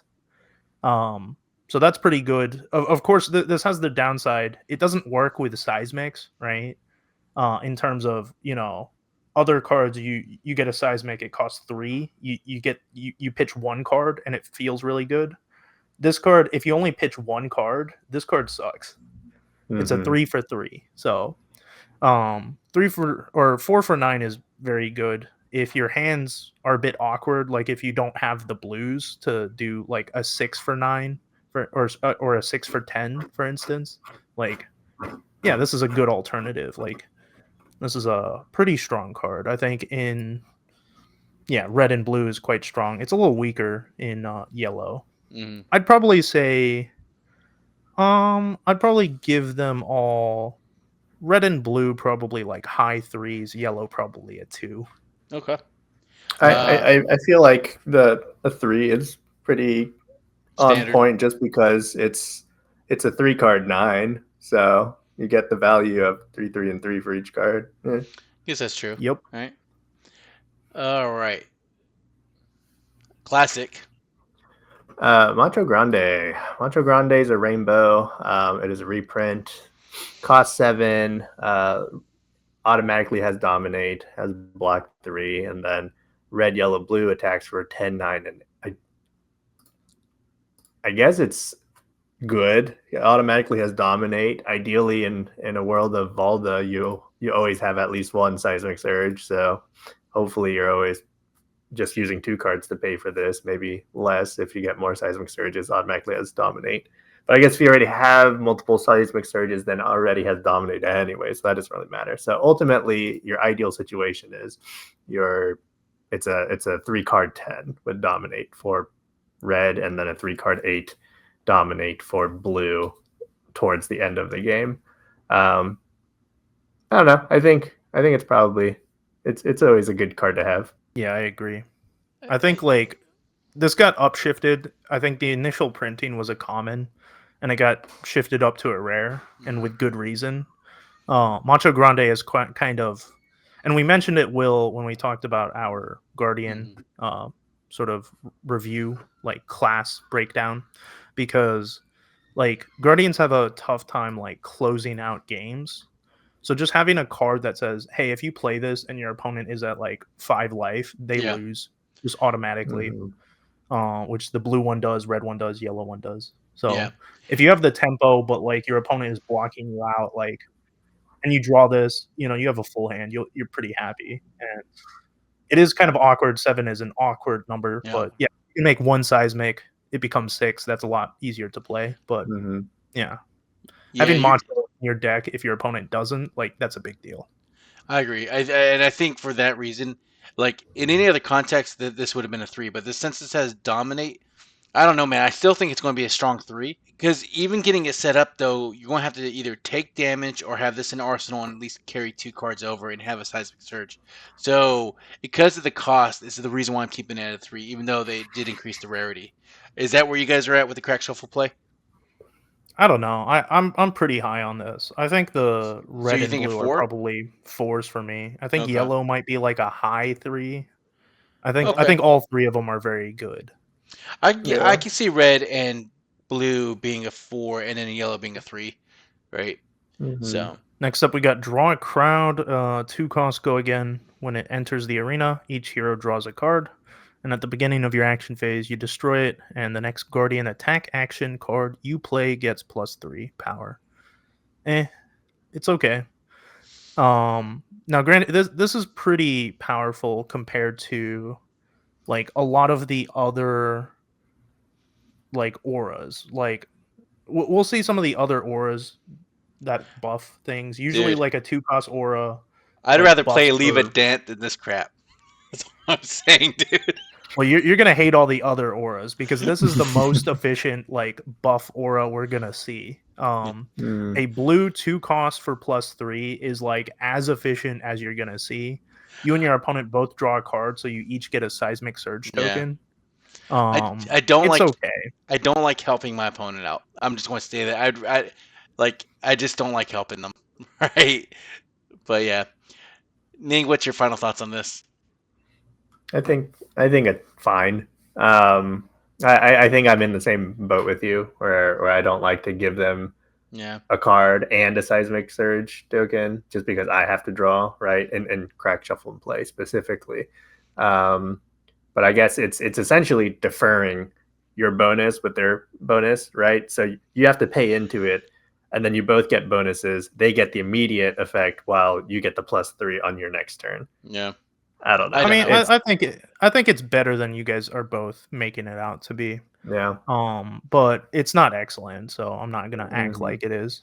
I think, for instance, Mhm. like Guardians do very bad with like big hands. Mm. So if you do Mhm. something like play draw a crowd, and then like swing hammer for 3 off the card you just drew, or Mhm. they've got a 5-card hand, they block with 1 card. What are they gonna do with 4 cards? You know, Yeah. they're a But Guardian. Mhm. here's the thing, like, so you're trading your I card see. because they're +3. You're giving the card, so it's really trading it out. There is no positive for this, right? Like, Well, you, Well, I think you what Evan also is draw a card. saying, yeah, no, I get yeah, that. Oh, okay, so yeah, it's just like I don't know, man. I give it a 2 still. I think what Evan is also saying is Guardians have a very easy time to IP themselves, so this is Hmm. just making it even easier to IP themselves. Well, Granted, it's kind of like Yeah. giving them yeah, a ponder token essentially, but yeah. I do think this might see some play in CC, but that would be taking some finagling, only because they do have a little bit more options for given Tax Kogan. Anyways, that's maybe at that time, but you'd have to play around with it. I don't think for crack shelf play you're going to get the full thing. It's not great. I'll give it a 3. I think it's more playable than every card that Will has enjoyed and I haven't. So Look. The cards I enjoyed were 0 cost potential upside, and they do absolutely nothing for your opponent. Right? That's all I'm saying. Let's hopefully promising terrain is our next card. It's a blue pitch, 0 cost, go into action aura for 3 block, and hopefully this has some promise. It's got go again. If you would create 1 or more seismic search tokens instead, create that many +1. At the beginning of your action phase, destroy this. Then, if you control 3 or more seismic search tokens, draw a card and gain 1 life. I mean, it's better than leave a dent. So I actually like this card. it is. I would not be unhappy if I had this card in my deck. Right? I would actually like this card. I I guess think I it's just don't understand how easy it is to create seismic surge tokens still for you to see if you're going to gain anything out of it. yeah. I think I think this is more of a constructed card where like your deck is entirely designed around making seismics. I will say though, Ning, we talked about the Guardian chess piece that makes 2 seismics. So Sure, if you sure, have a sure. 1-card hand, it's this Yep, card. You play it out. You yep, activate your chess piece. Now you get yep, 3 seismics. yep, yep, yep. So And you get once to draw a again, card like and heal. Yeah, yeah, yeah, yeah. exactly. So if you Yep, have that chess piece, like this card gets a lot better. I think on sure. average it's not doing too much, but Mhm. I mean, I Yeah. think it's still good enough. Like it does enough in your average game that I would give it like a low 3. Yeah, that sounds about right. Yeah, like your heave 2 is now heaving 3. Like it's pretty Yeah, interesting. yeah, yeah, yeah. Next up, we got another card I know a lot of people are excited about, Tectonic Instability, which is a blue card, block 3, 0 cost. Non-attack action, each hero puts a card from their arsenal on the bottom of their deck, and if they do, they draw a card. And then you create seismic surge tokens equal to the number of cards drawn this way. So, you know, if you put a block card in your arsenal, as Will has recommended many times, you can now cycle it out. And more importantly, you know, you can have your opponent cycle out their arsenal, and you know, they'll get to draw a card, but you will get a seismic surge token. And excitingly enough, if both you and your opponent have arsenals, you both cycle out your arsenals, you will make 2 seismic surges off this effect, and then your opponent drawing a card will get you a 3rd seismic surge. So this by itself in that condition will get you the 3 seismic surges that you need. So yeah, overall pretty powerful. It's a good blue. Yeah. I wouldn't give it any more. It's like a mid to high 3 in my opinion. I give it a 3. I mean, Yeah. you know, So yeah. All right. The next set of cards is yeah. Clash of Heads, Clash of Chess, Clash of Arms, Clash of Legs, and Clash of Shields. Now, these are all Guardian block cards. They're all yellow pitch. They all block for 4. And it says, when this defends a Guardian attack, clash with attacking hero. If there is a winner, The other hero pits a -1 defensive counter on a blank they have equipped. If they don't, they lose a life. That means heads will be -1 on the head slot, chest on the chest slot, etc. If they don't have any equipment in that slot, they lose a life. So we already talked about clashing in crack shuffle and play. It is a block 4. I'm not happy with it. It's a yellow pitch. It's not. You can arsenal it. No, man. But dude, You can cycle it out with all those other cards. I mean, if anything, you could use it to pitch 2 at least. I would really hate to use this to actually as a block 2 clash. I would give it a high 2, if anything. You don't. I think really... you're undervaluing these, to be honest. Because like worst case, like if it blocks 4 and you lose the clash, then it blocks 4, but you lose a life. So it's basically a 3 block, right? But that's going to happen. You can also put a -1 on. You can also put a -1 counter on your equipment too, right? Yeah, but like that's basically losing a life, right? Yeah. So like essentially, it's a 3 block if you lose the clash, and if you don't if you win the clash, then it goes from a 4 block to a 4 block that deals a damage to your opponent. So right? You're saying it's a 1 card 5 or a 1 card 3. So even at the worst case scenario, it is still value. Yeah. Okay. I can see that. So I gave it a high 2. I'll move it up to a 3. I think based off what you were saying, Evan, for pure numbers value, I think it is what it is. I think I would probably consider, because if it's either a 3 or a 5, it averages out to be a 4. Mm-hmm. So like getting 4 value off 1 card is really good. So I would probably give them all like high 3s. I wouldn't call them 4s because you're going to lose some clashes and it's going to feel bad. The only thing I hate about this is it says when this defends a guardian attack, you cannot just spin a generic attack. I would really love to fit this in the Jarl. It kind of sucks, man. Like, I mean, you can't fit it in Jarl, but it would have been fun. But it doesn't really. I guess you give them -1 counters, and then I guess then you play Jarl would definitely play this if it gave -1 counters to anybody. Yeah, I mean, you wouldn't play the full 20. I mean, you could actually. That would be ridiculous, but lose many clashes. Yeah, I mean, I'd take that chance. It'd still hurt them worse than me. Yeah, and constructed, by the way, it's not like these aren't going to see play, but they don't do because the clash doesn't happen. It's basically like a yellow 4 block, which we've never seen before. So that's pretty exciting. So I guess that's true. Yeah. But then again, I'd rather play my generic defense reactions. Yeah, pretty much. They're not going to see play, but they're very new and kind of exciting. Okay. Anyway, we're on to the comments. There are going to be a lot of reprints here. So yeah, we'll go through these kind of quickly. I know we're already hitting about an hour and 45 minutes. You guys said we couldn't do it, but we did it. They wanted to get this off early and go to sleep. I was like, bump that. You're here with me all night, fellas. Yeah. Damn. So rainbow buckling blows.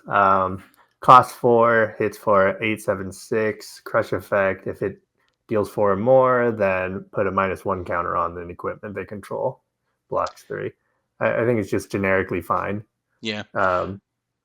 I actually, going to your point earlier when I gave the other rating fairly high card versus headbutt versus the buckling blow, and it was you were saying it was in essence the same thing. Yeah, I mean, I can see your point now. Like, this is unconditional, so. I mean, crush effects of buckling blow has always been pretty mediocre. I would say they're all red and yellow are 2s. Blue is probably a 3. Yeah.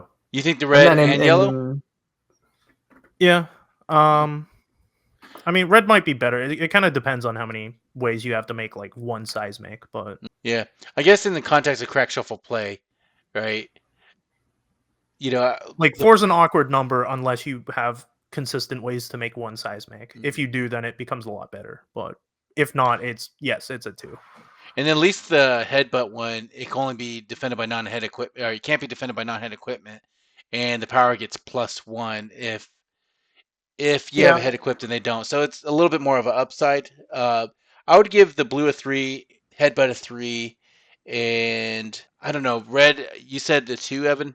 I gave it a 3, but I can see where it could be a 2, especially in context of everything else we have going on with the crack shuffle playset. Yep, sounds good. Next up, we got Cartilage Crush. It's a 3 for 7, 3 block as red. There's also yellow and blue. Crush, when this deals 4 or more damage to a hero, their first action during their next turn costs an additional resource to play or activate. I think 4 for 8s are very awkward. 3 for 7 is not at all awkward. That I think is where you want to be at. And Cartilage Crush has a very, very relevant on hit. Like just making your opponent pay 1 more for things. Like that's pretty helpful. So I think this is like I might even give the red a 4. And then like yellow's probably still a 2, blue's probably a 3. So I can agree with the red being a 4 because it is a 1 card, 2 card 7 with a relevant on hit, and the blue is always going to be pitch value. So yeah, I can see that. All right, the next card makes you want to say daddy. Choke Slam. It's a rainbow as well. Red, yellow, and blue. It's a 4 cost. The red has 8, the yellow has 7, the blue has 6. 3 block, crush. But this deals 4 more damage to a hero. Attack action cards they control can't gain power during the next action phase. This is back to the 4 card 8s. 4 cost 8 power cards. We did see a lot of. Yeah, I don't know how relevant this is just because of how many are really getting buffs. I agree. I gave the red and blue a 3, and the yellow is what we do with yellows, kind of awkward 2. All right, but they can all be possibly 3 too. So I'd give the same score as Buckling Blow, 2, 2, and then 3, just because I think that this is, in my opinion, I'm with Ning. I think this is worse than Buckling Blow. Like the on hit is very niche. Now, granted, this card is it's a reprint. It's a very powerful card as like a sideboard option in Classic Constructed against things like Assassins. Like Assassins. Yeah. But I think here, like there are some niche applications. If they set up like a buff card, a buff aura, like this is pretty strong. But buff auras are all pretty bad. So I think it's pretty weak. I think it's 2, 2, 3 for me. Yeah, I actually favor Buckling Blow over the Choke Slams personally. So I can see the Choke Slam blue being a 3. All right. Next one. All right, we got Clash of Mountains, also a rainbow, 4 for 8, 7, 6, blocks 3. When this defends a Guardian attack, clash with the attacking hero, the winner creates a seismic token. I don't know. It is a card. It deals damage. I'm not too terribly excited or sad about it, I suppose. It just want to say 2, 2, 3? Gambling. Or is it even worse because of the clash? 2, 2, 3. Yeah. Like I think this is the worst of the I think once again, like clashing is at its best when if you win, you get major benefit, and if your opponent wins, they shrug and say, I don't care. And so that card. Well, that's a little bit like at least you get the better cards with the next set of rainbows. Yeah, this one is a Crush Confidence, another reprint, 3 for 7, 3 block. Crush effect, when this deals 4 more damage to a hero, they lose all hero abilities and card text essentially. So pretty classic ability, just getting rid of your opponent's card text. So it's kind of niche as well, to be honest. Like if your opponent has 3 seismic surges, you can play this to stop a dominate attack. If they were planning on making you draw cards or something, you can stop that. But those scenarios are, as I said, pretty niche. Overall, I do like it just because I think 3 for 7s are where you want to be at. Like 2 cards for 7 damage is really good. Yeah. I like it less good than Cartilage Crush. So I'd probably give the red like a high 3. Yeah. The blue like a low 3, and the yellow like a 2. So yeah. I can agree with that. I would actually probably give the red a 3 and then yellow and blue just because of the lower cost. I mean, I'll give the blue a 3 as well. All right. Crush the Week. Ironic. It's a 3 for 7. It's a rainbow as well. 3 block crush. When this deals 4 more damage to a hero, They can play attack action cards with 3 or less base power during the next action phase. So the red is 7, the yellow is 6, and the blue is 5. Thankfully, if you get the crush effect off, they cannot play Little Bigfoot. You found the solution, guys. That's why I gave Little Bigfoot such a low score initially. We'll go back to my lower score earlier. I'm just joking. We This did is it, still folks. this is still a 3-4-7. I would say the red would be a 3, the yellow 2, and the blue would still be a 2. In my book, maybe a 3. Guys, what do you think? I think the blues are still 3s. I think, like, when you're swinging with the blue compared to, like, the weapon, for instance, the I weapon guess that's swings for true. 3. Yeah. This So it swings does more for damage. 5. Yeah. So I Yeah. prefer them all to all those really crappy, majestic blue auras. So No, that's okay. That being said, I'll give the Blues a 3. Confident in my response now. Need more coffee. You're absolutely right, Evan. Yellows is fair 2, enough. reds and blues a 3. Good card in CC, pretty bad here. Yeah. The effect's Yeah. bad, though 3-for-7's good. So All right, we got Debilitate, cost 4 for 8, 7, 6 as a rainbow. Crush effect, when this deals 4 more. Their first attack during their next turn gets -2. I really like this card. If it gets off, then you get 2 more value on top of that and the possibility to avoid crush. So ultimately, this feels like a card you have to block if it's coming at you.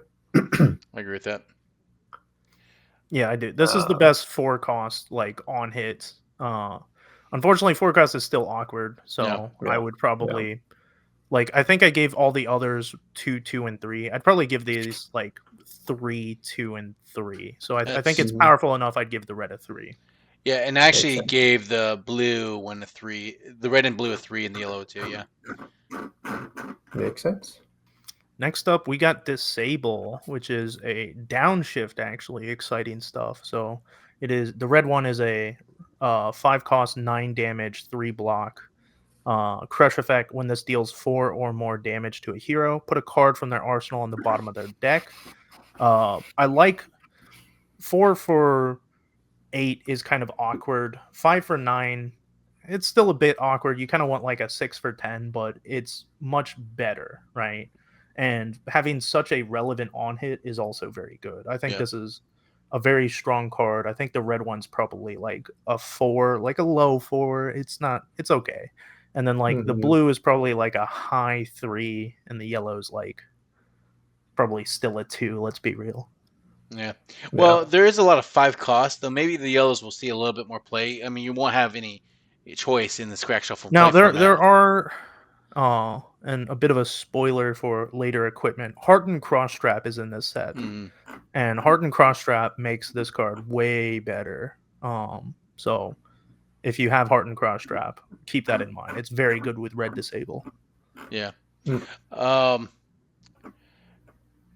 Next up, we got Rainbow Flatten the Field. This is a 4 cost, 8 attack for red, 7 for yellow, 6 for blue, 3 block. Crush. When this deals 4 more damage to a hero, destroy seismic search token they control. The 4 for 8, you said it was awkward, but I'll still give it a 3. Yellows would be a 2. The blues would be a 3. I kind of disagree. I think this is Crack Shuffle play now, right? I don't think you'd see a lot of this in CC anyways, unless even in Crack Shuffle play, like I think the on hit is worse. I'd prefer Buckling Blow, right? Yeah, but if you don't get the choice, it's still a playable card. I gave Buckling Blow 2, 2, and 3. Okay. So I'm gonna give this 2, 2, and 3 for the red, yellow, and blue because gotcha. I think Debilitate's the only one with an on hit that gets over how awkward the cost is, in my opinion. Yeah. Okay. I would. Yeah. Let's flatten the field. Got Grind Them Down. 3 for 7. We love to see it. Rainbow. And it has a crush effect where 4 more damage. Destroy the top card of their deck. I think this is relatively good, just because relevant on hit effect for a very limited format, and it's 3 for 7, so it's not awkward to pay into it. So yeah, I don't know. I think a 3-2-3 is always welcome here. Yeah, I always do worse when the cost curve, like on flat, and it's a little awkward, like 4, and then because it's a lot easier for me to value stuff that has the perfect cost curve for Guardian's play pattern. And I don't know how relevant the seismic surge will be, but I agree. Like even with the yellows on this one, it's just still, 2 card 6, which is on rate. So I get them all 3. I don't know. I think. And the more I I don't talk know. about it, the more I'm kind of like, But I guess here's the question. So if you're attacking with it, it's still easy to not get crushed. You just block with 1 card. yeah, but you are forcing to block that card. So use a card, I I should. But suppose, but I feel like Guardians are able to block with at least 1 card yeah, and not suffer from it. No, that's true. I think like on hits do kind of matter a bit. Like sometimes like Guardian cards are expensive, so sometimes players are gonna say, I don't want to block, I want to swing a big attack. So having a relevant on hit, like grind them down, does matter because fatigue is something you do have to worry about in this format. So this card's pretty good. So what would you give it? 3 across the board, or would you give red and blue a 3 and the yellow a 2 on grind them down? See, here's the thing. I love playing fatigue so much. I am so tempted to give the red one. Yeah, 5 across the no. I'm so tempted to give the red one a 4. And you know what? I will because I'm biased. So I'll give the red one a 4. I'll give the yellow one a 2, probably. It's yellow. And then I'll give the blue one a 3. Well, the thing about the reason why I'm still high on the yellows, and this is the more I'm thinking about it, right? It doesn't have an unrelevant on hit. You have to give them 1 card, right? True. Sure. But you're always going to give them 1 card. Yeah, but with the blue, you could technically just pit 2 equipments in front of it and stop the crush at least, or give them 1 card. You know what I mean? So, anyways, but yeah, the blue's but got the pitch you only value. get like you only get 3 pieces of equipment in crack shuffle play. Yeah. So I would not block that with 2 pieces of equipment, to be real. But I don't know. The yellows are better than I'm giving them credit for, but they're just compared to the reds, they're just bad, right? So, yeah. I mean, and it's a weird format, so we're trying to fit this in like the normal sealed format, but this is the first time we had seen crack shuffle play. So again, for our audience listening in, if your experience is different, please put it down in the comments below. I'm dead curious to how this is going to be shaping up in your format too. We're going to talk about Rubble Razor. This is a rainbow as well. It is a 4 cost. Red is 8, yellow is 7, blue is 6. Heave 2. And so again, the heave mechanic comes back into play. I mean, it's that awkward cost, but there is some play here because you can, let's say you swing a 4 attack and you had the extra 2 floating resources. You pitch 2 blue cards. That's where the Heave 2 mechanic will come into play. So it's a way to get cards out of your hand into your arsenal by pitching 2 blue. And there's a lot of 4 cost cards here. Are you know? So I don't know. I think it's a little bit better than what it is on face value. Does that make sense? I mean, the issue is like that play plan sounds pretty good, right? You swing with a 4 cost card, pitch 2 blues, and then you get the Heave 2. Other effects, you get to like play a 2 cost aura or something. So, but that costs 4 cards, right? So that costs your entire hand. So if your opponent is swinging like a 3 for 7 and you're saying no blocks in order to swing a 4 for 8 into 2 seismic surges, that just seems kind of mediocre. I'm going to be real. So here's the thing: you're also taking into account the arsenal, all right? So you have 5 cards, right? And let's say they swing 1 attack at you, you block with 1 card. There's not a lot to go against in the Guardian. This is a way to kind of set yourself up for the next turn, at least get the higher cost cards off, maybe even block a little bit better. So it's like an upfront exchange, right, for a little bit payoff later, or at least for you to get the tempo. Is it good? I don't know. This is where it's kind of hard because you're only fighting against the other cards similar. So Rubble Razor, the Heave mechanics. Oof. I don't even know what to score this. Heave 2 cards are decent in constructed. I feel like Rubble Razor has a chance in constructed. Maybe like the blue one. But overall, I don't know. I think it's pretty mediocre. I think you would rather have Heave 3 in limited. I'll be real. Yeah, 100%. But if you did that, then It'd be dominate on a stick. Well, it doesn't gain dominate because it doesn't have crush, right? So I'd give it 2, 2, and 3 once again. I think all the 4 costs are probably going to get that from me. I'm going to be real. Outside of debilitate. Yeah. Yeah. 2, 2, and 3. I mean, I would say 2, 3, and 2 maybe. I'm sorry. 3, 2, and 3. But let's go to the next one. Ning, same thing. Sure. It's Thump, so it's a 4-cost rainbow of 6, 5, and 4, so lower than all the other cards. If this card's attack is greater than its base, it gets dominate, and when this hits a hero, they discard a card. Given our they didn't previous learn their lesson. conversations, They put well, Thump back into the freaking another format. Here's my thought on this card. If you end up with this card, I would say it's a 2/2/3. And the reason why is it's a 4-cost 6, which is really low. And so for you to be able to give it meaningful stuff, you have to buff it up somehow. So I think the blueness and the block 3-ness is obviously good. And then if you coincidentally have something that buffs attacks, like Overswing that we're going to see 2 cards later, then, it becomes more meaningful. But I think for a 4/6, it feels difficult to want to like it. I mean, you do have... Yeah, I mean, I think it's... We already covered like some of the cards that you can see that has a positive effect on a stick, like plus power on a stick, like the gauntlets we talked about. There, you said there's other cards coming up that we haven't reviewed yet. Overswing. There's also Embolden. Like we're going to cover that. I think if you have Thump, I was just talking about getting tempo back. As awkward as this is, I think if you have other enablers, that Thump could be a really good card. Right, and it's also evasive damage. A bit, right? If you have enablers, then it works. If you don't, then it's not great.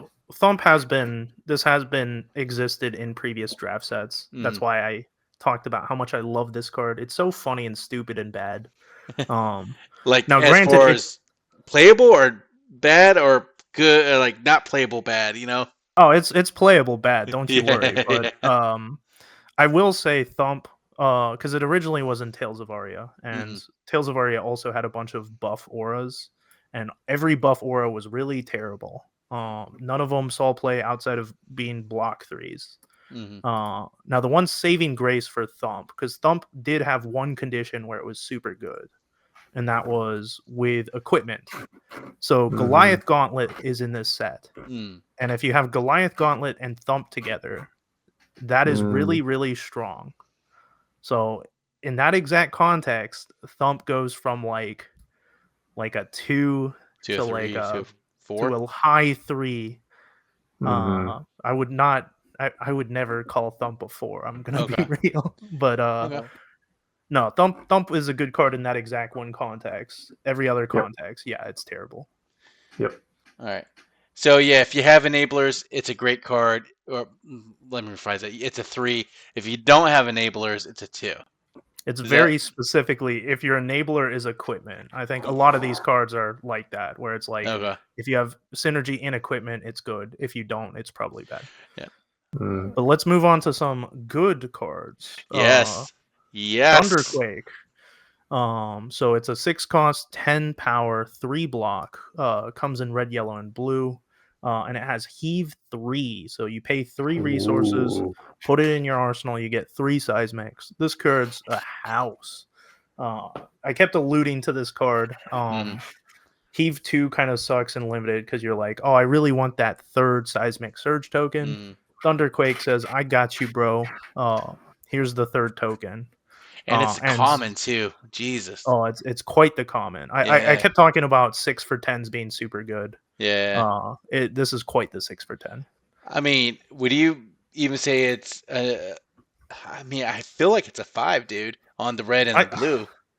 If the rare 6 for 10s that had the on hits, if we don't call those 5s, I would feel wrong calling this a 5. But I think they're all very high 4. I think the red and blue are like high 4s. Yellow's probably like a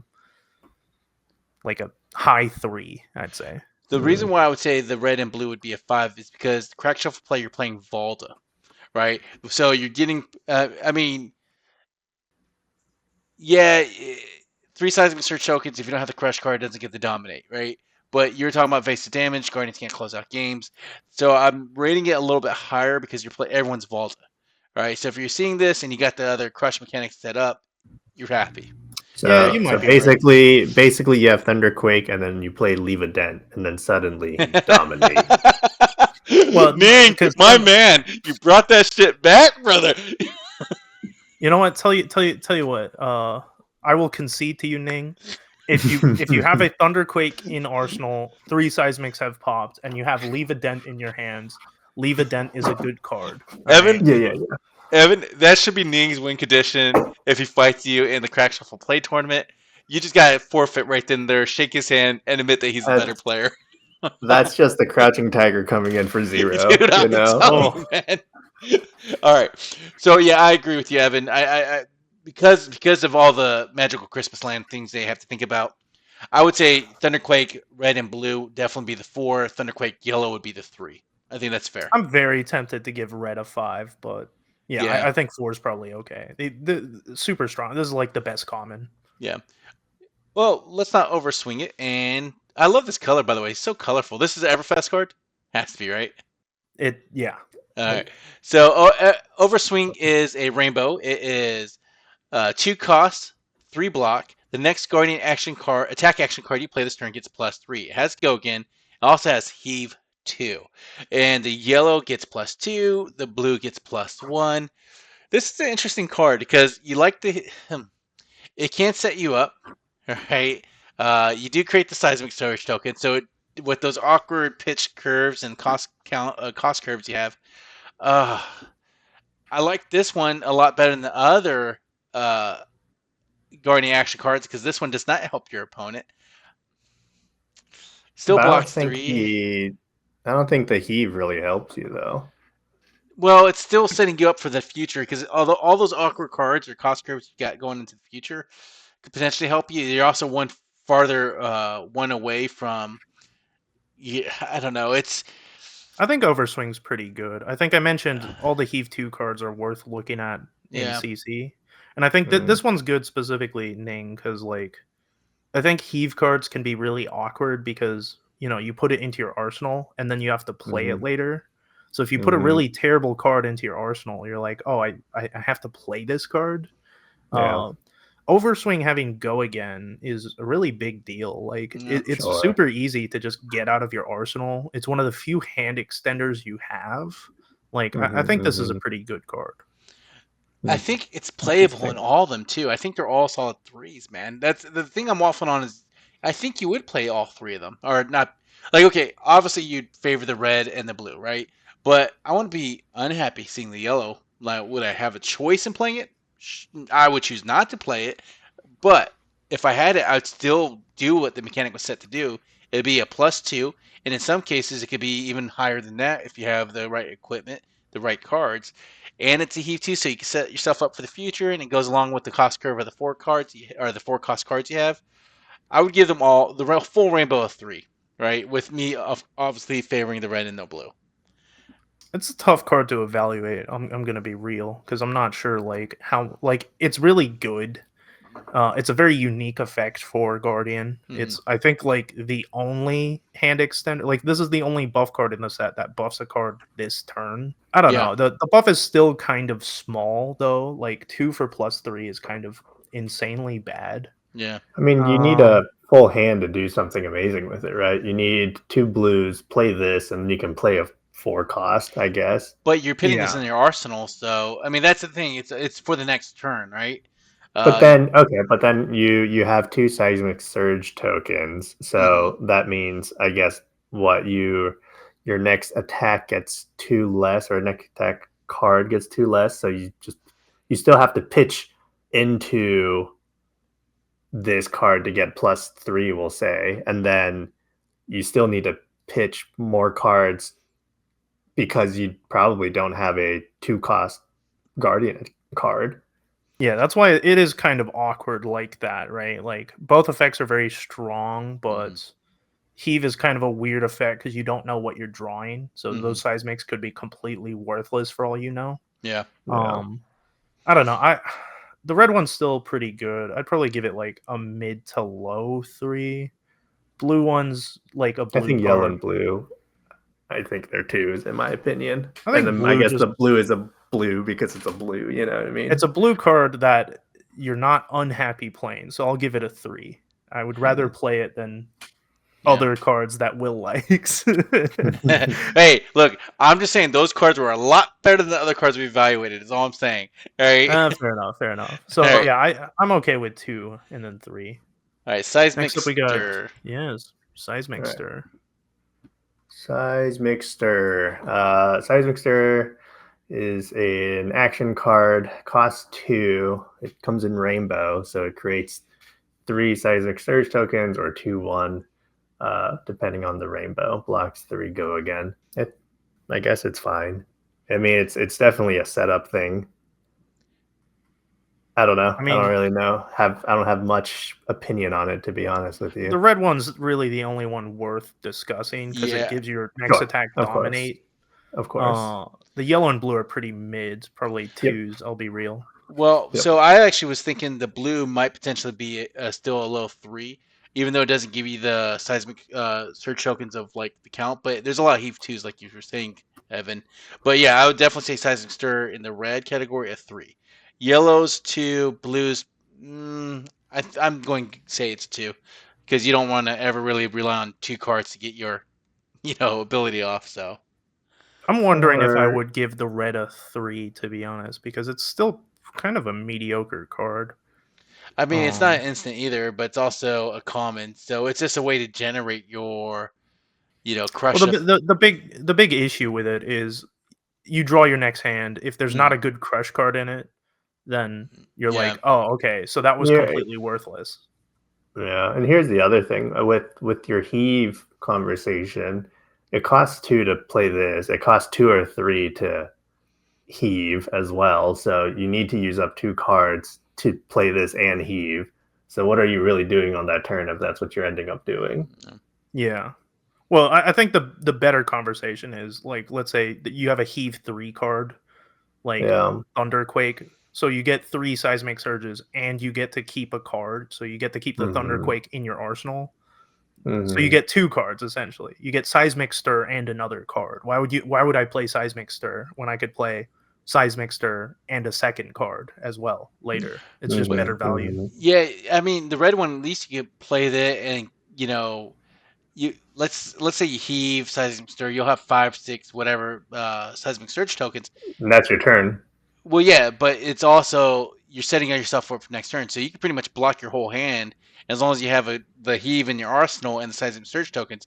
You got 12 points of defensive value right there. So if it's getting down to, I'm saying less of like play this and Heave. I'm saying like Heave can be a replacement. Like why play this when you can Heave instead, right? Gotcha. Yeah. I don't know. I think the red is tough to evaluate, but I'd probably say it's a 2. I'm kind of mid on it. Well, it's also not instant. It's also not an instant. That's the instant speed on the Majestic was pretty big. That's why I like it. And it costs 0. And it costs 0, yes.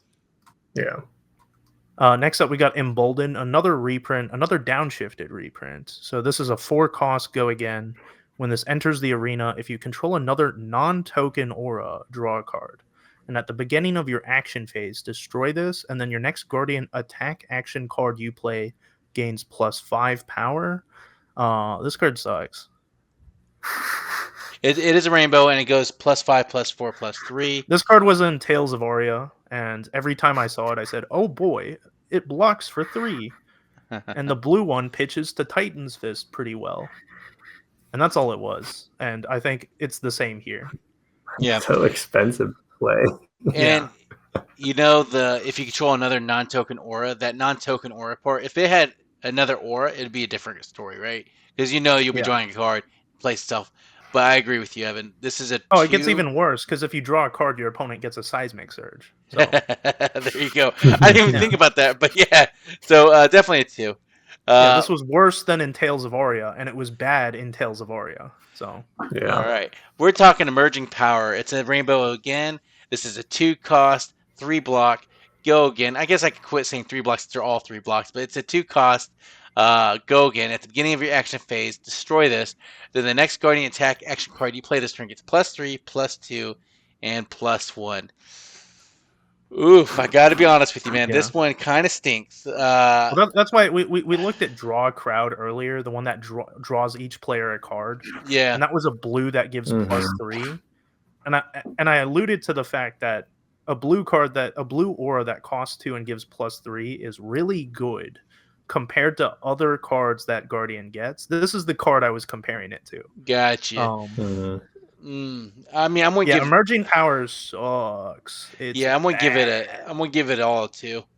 I don't think we need to cover that anymore. I mean, unless you have something you want to add in. No. Next we have a Geyser of Seismic Stirrings. Comes in rainbow, costs 2, blocks 3, go again. Tunic Counter gamers. This enters arena with 3 energy counters, and has none, destroy it. At the beginning of your end phase, remove an energy counter from this, and then create a Seismic Surge token. All I'm saying is it makes him bold and better. It makes Heave-2 better. But yeah, I mean, we talked about some issues. We talked about all those 4-cost cards, and we're like, oh, how are you going to get a Seismic? Yeah. Let's get you a Seismic, but at what cost? I guess this is like you're spending an entire card for it. I don't know. For 3 turns, though. But that's for the red, and then the blue, it's for like 1 energy token. I don't think the yellow and blue are worth mentioning, but I think the red one, at least you get to fix that awkward count for 3 turns, and then also for the turn that you play this, you pitch 2 blues, and then you can play this and then a 4-cost, which is not the worst. I think if your deck is choke full of 4 for 8s, the red one gets a lot better, but hopefully your deck is not full of 4 for 8s. Well, you got the 3 for 7s. You just gotta crack them and find out. I mean, I am seeing kind of at least a little bit of synergy. Like, I feel like with this set, it's going to be a lot of on turns, off turns as far as setup, then attack, setup, then attack. And I see a lot of these enablers coming on. So I can see if you get like this cyclical nature, like setup then attack, and then setup then attack again. If you have a deck that runs really well like that, then you might have a good chance of taking this random heap of cardboard and actually make a playable deck with it in this new format.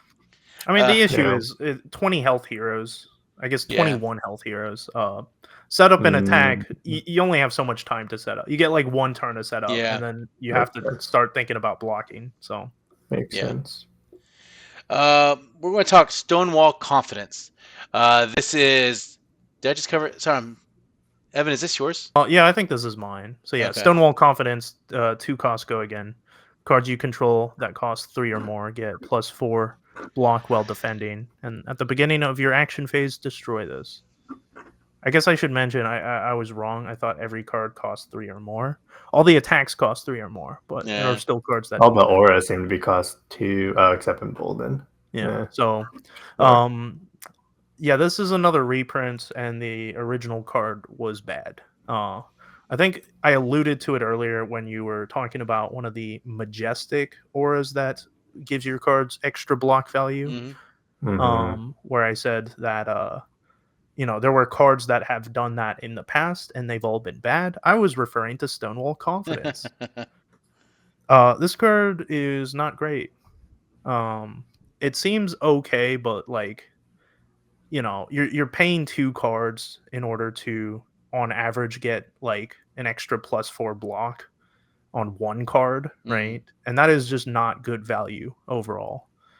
And if your opponent does something like, oh, well, you block so well, I'm just going to swing hammer for 3, then you get literally 0 value. So very bad card. 2s across the board for me. Yeah, I wouldn't even try to playing this. I'd most likely just try to block out with it. I agree. But we get to a fun card I actually like, Crash and Bash. As far as the Guardian block cards, 4 block. When this defends, you may reveal a card with Crush from your hand. If you do, create a Seismic Surge token. This card I'm actually pretty excited about. I like this card a lot. Now, it is a rainbow, so the red gets 4 block, the yellow gets 3 block, and the blue gets 2 block. The blue will be pretty much on value if you get your Seismic Surge token, or if you have the Crush card. But I would still say the red is definitely a strong 3. I can see the yellow being somewhat playable. I actually can see the yellow and blue being playable, but you really want the red on this one. I'll give them pretty much all 3, with Crash, the red one being my favorite.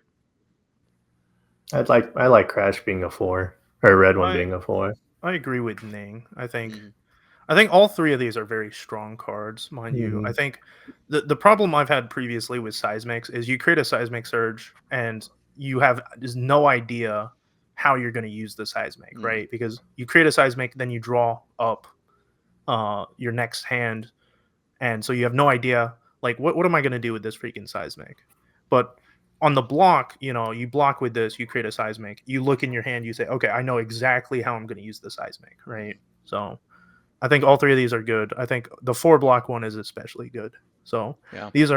These will make those 4 for 8s a lot less awkward. So yeah, like and that pretty much covers the whole set as far as guarding parts go. We go into the more generic cards at the end, so we can cover these kind of quickly. The first one up is a Marlin card. I'm just joking, y'all. I don't know if it's used for Marlin. I mean, it's not. Over. Here's the issue. Oh, I'm sorry, not the base of the mountain. I was talking about the sunk water. It helps against dominate. No. It does not help against overpower, unfortunately. I was talking about the sunk water equipment. I did not know I pulled the base of the mountain. So, all right, base of the mountain. Ning, you want to cover this one, and then we'll go to the other ones? Sure. It is a generic leg piece. Legendary, has a star block. So when this defends, banish any number of action cards from your hand, then add them to the chain linking as defending cards. This card's defense is equal to the number of action cards defending on the active chain link, and it has Blade Break.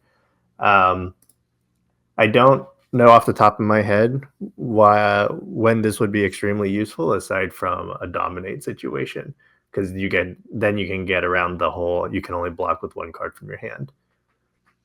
And it's not playable in Crack Shuffle play, but for CC, we can cover this briefly. Evan, your thoughts on this? Because I'm a little bit hesitant to make an opinion, because there's so many other good choices. It's for the go tall decks, right? It's for Guardian. It's for like Azalea Rangers. It's good in both those scenarios if you're playing a class that doesn't have a boot slot that blocks better, and you also lose to both Azalea and Guardians. Now here's the issue: Azalea LL'd, and Guardians are bad, so this card is bad. Not bad after this set. No, we'll talk about that then. if Valda is top tier after this set, you know what? This card's pretty good. So it's for the going tall decks, like you were saying, anything that goes really tall, you want to play on this. So yeah, pretty much. All right, now what I was referring to was the Marlin joke was the sunk water. Comedy's all about timing, and as you guys realize from this cast, I have no good timing. So, sunk water, look out. When this defends, put a face-up card from your arsenal on the bottom of your deck. If you do, draw a card, and this gets +1 defense to in turn its Blade Break.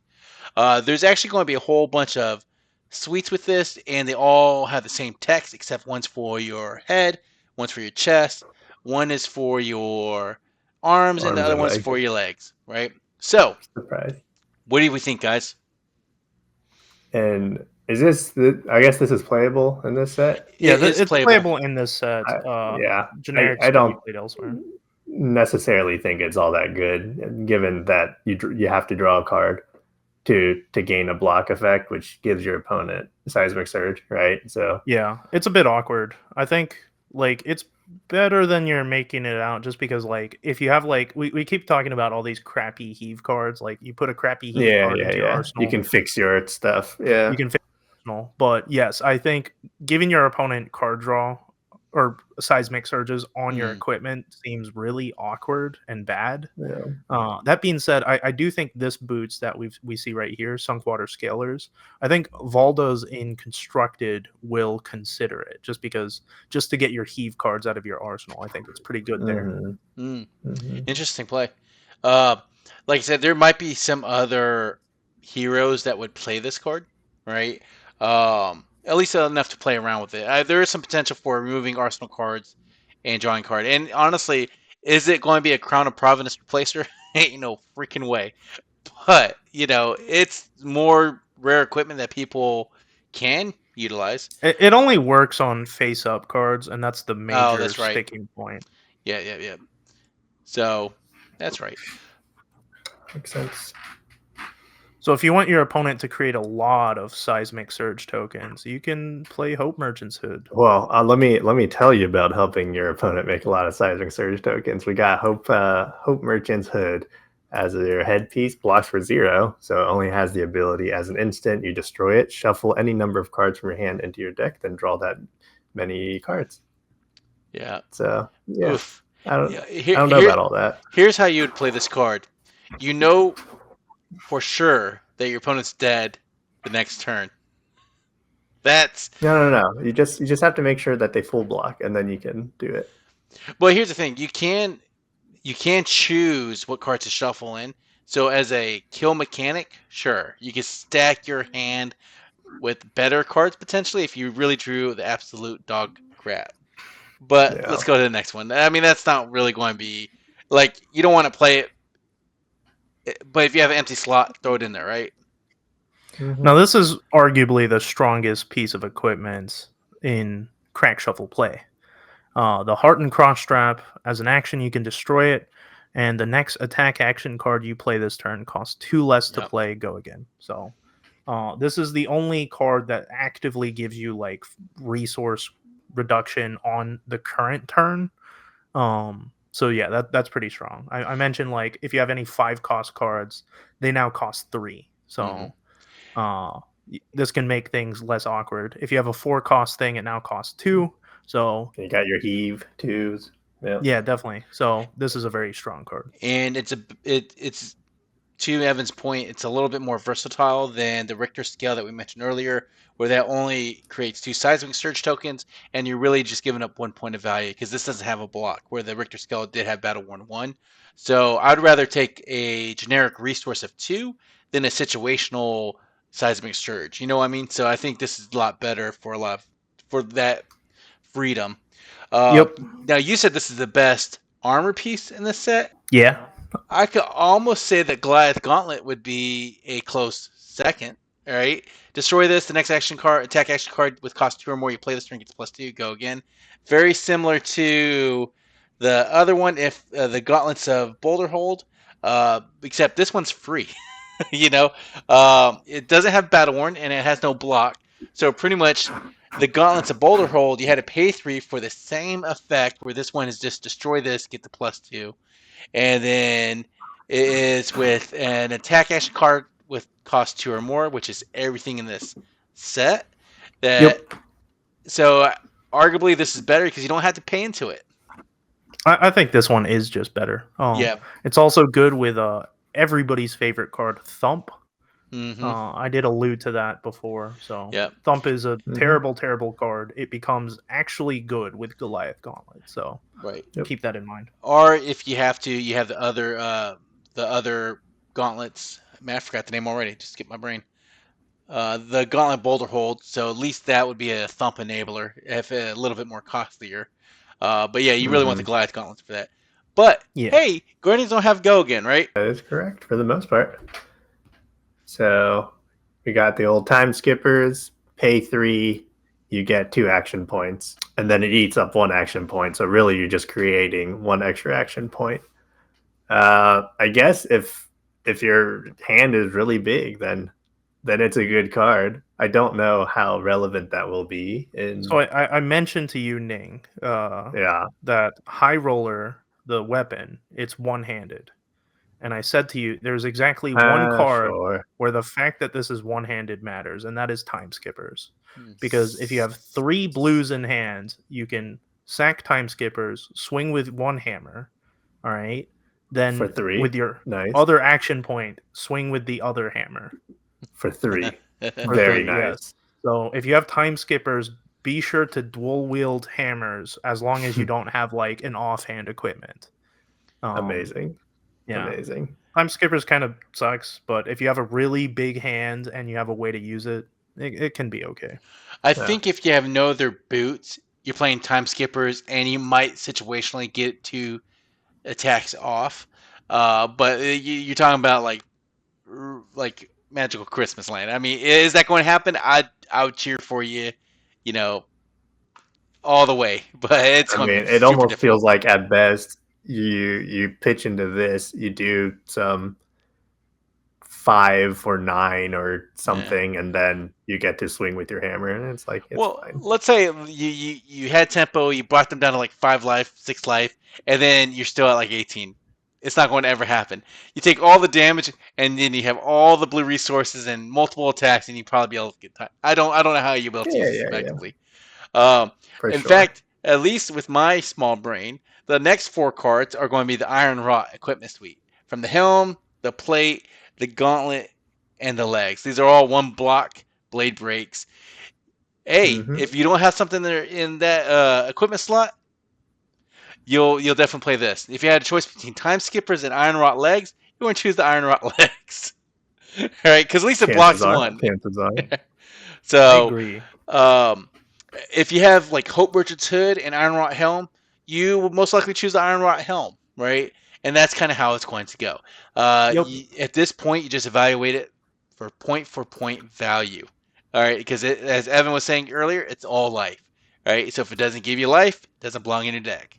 Right, unless it has a really, really, really strong ability like Heart and Cross Staff or Goliath Gauntlet. Do we all agree with that, guys? Yep. All right, guys, we are almost done. I know we didn't even have to call for backup.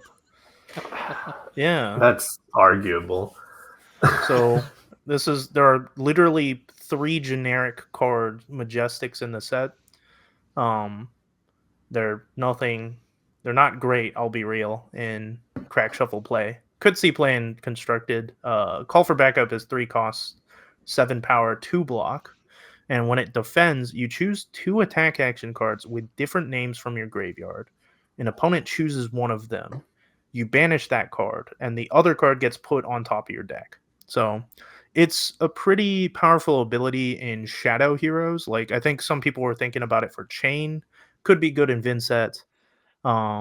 Leviathan as well. If we get maybe it's right around her cost curve. It's 3 cost, 7 attack power, and you get to play something from the banish. You get to pick something on top. Leviathan doesn't usually play directly from her banish zone, but she does like having specific cards in her banish zone. So I don't hate it.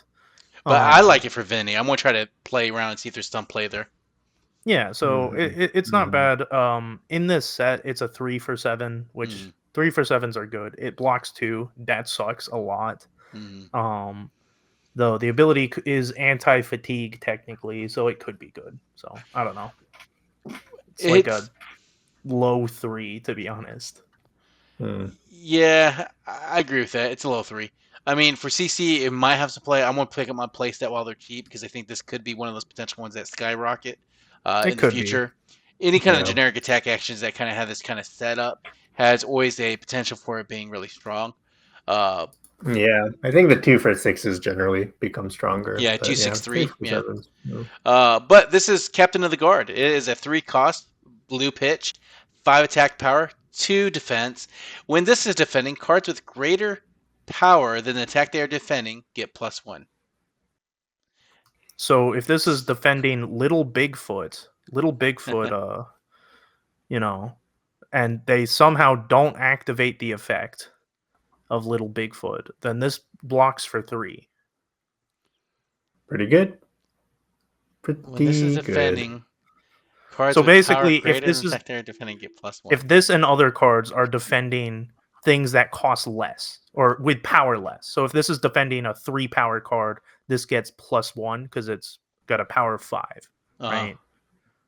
So it's a good card against like ninjas because it works on the entire chain, right? Yeah. So if you're having trouble against ninjas, you can think about running it. I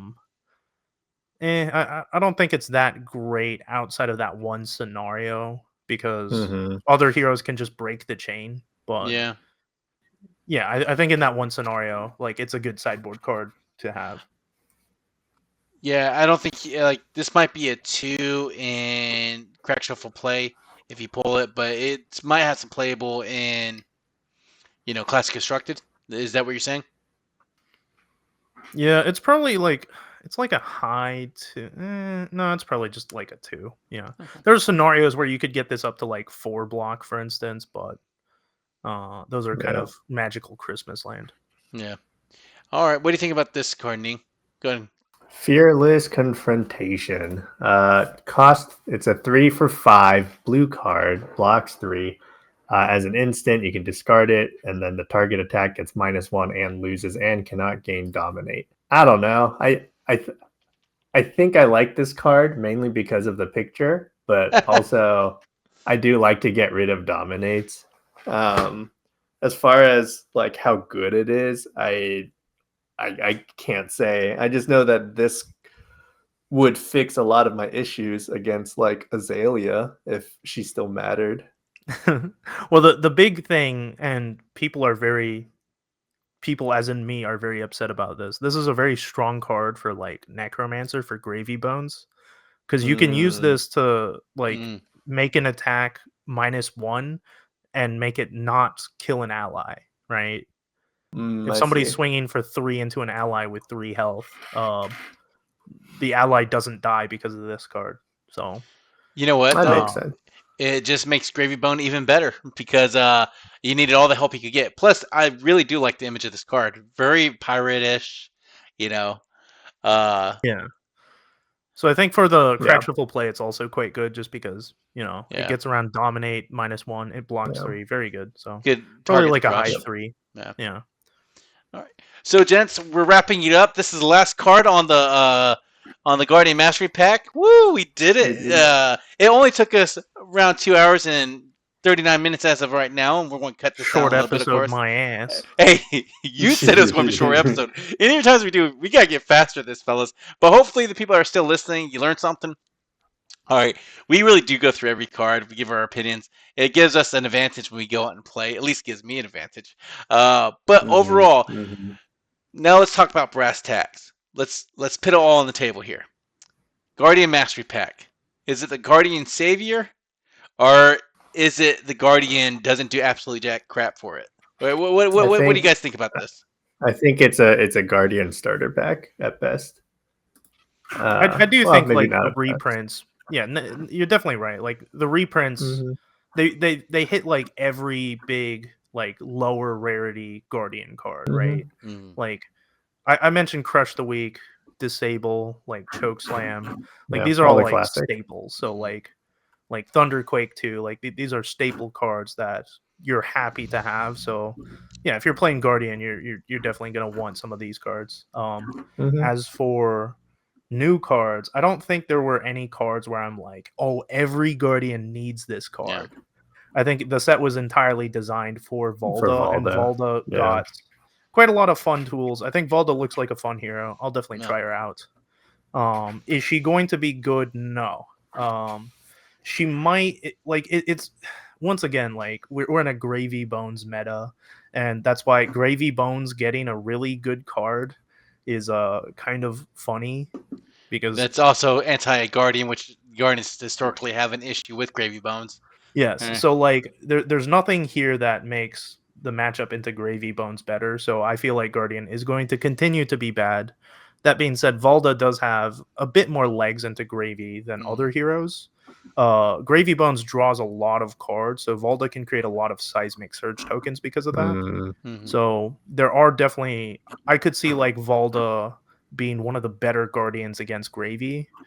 We'll have to see. So I definitely like it. I'm gonna try it, but I don't expect it to be like good in the meta.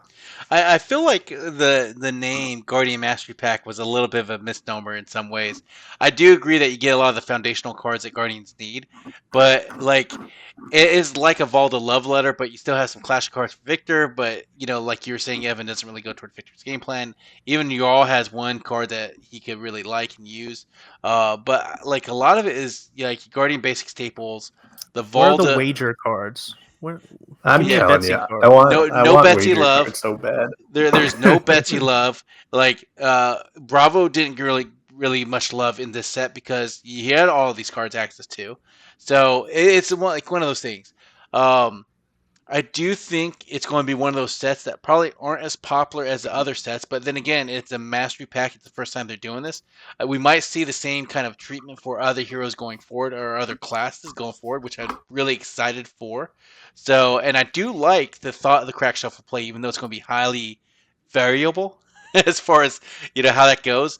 But we'll see how that goes. It's a new format for a game. The promos you get are really good, right? Batter to a pulp, which is like, don't buy your batter to a pulps if you're listening to this, because they're like, I think you get them around $25 now. They were up to like $60, $80, $90 at one time, so they steadily dropped down. So if you show up to your pre-release, or your crack shuffle play event, you at least get those cards. So that's good. Yeah. Any final thoughts though? No, I'm interested. Yeah. I've never played crack shuffle play. So I'm excited to go to the release events as well as we've got a couple skirmishes that are crack shuffle play. So yeah, we'll let you guys know in future podcasts how that goes. Yeah, is the release event different from our crack shuffle play event at Level Up Games? Shout out Level Up Games. The release event, I mean, is there a release event? They probably do have a release event. We'd have to ask them, but it's just on release day. They're giving out batter to the pulp promos, and we're probably just playing crack shuffle play, and then the skirmish is like a separate thing, right? Okay, interesting. Okay, I'll have to follow up on that. All right, so as we conclude, all right, please let us know your thoughts on the Guardian Mastery Pack. So whether you're setting up a seismic surge or lining up a dominate for the win, remember, true mastery isn't just about swinging big. Like that brute joke? Anyways, it's about timing the tremor. With this Guardian Mastery Pack, you'll have all the tools to heave heavy, crush harder, and break through the defenses like a force of nature. You gotta get ready to rock the battlefield. Because when the Guardians rise, the ground doesn't just shake, it shatters. Right? Gotta put a little excitement in there. That being said, you can find me on my Discord is midnight_WI11. Ning, do you want to shout out your Discord? Or do you want me just be the? I'll let you deal with all the PR. You're doing great. Well, his Discord is 911. If you need help, call that number. That being said, until next time, remember, every turn is a decision, every decision is a story, and don't forget your damn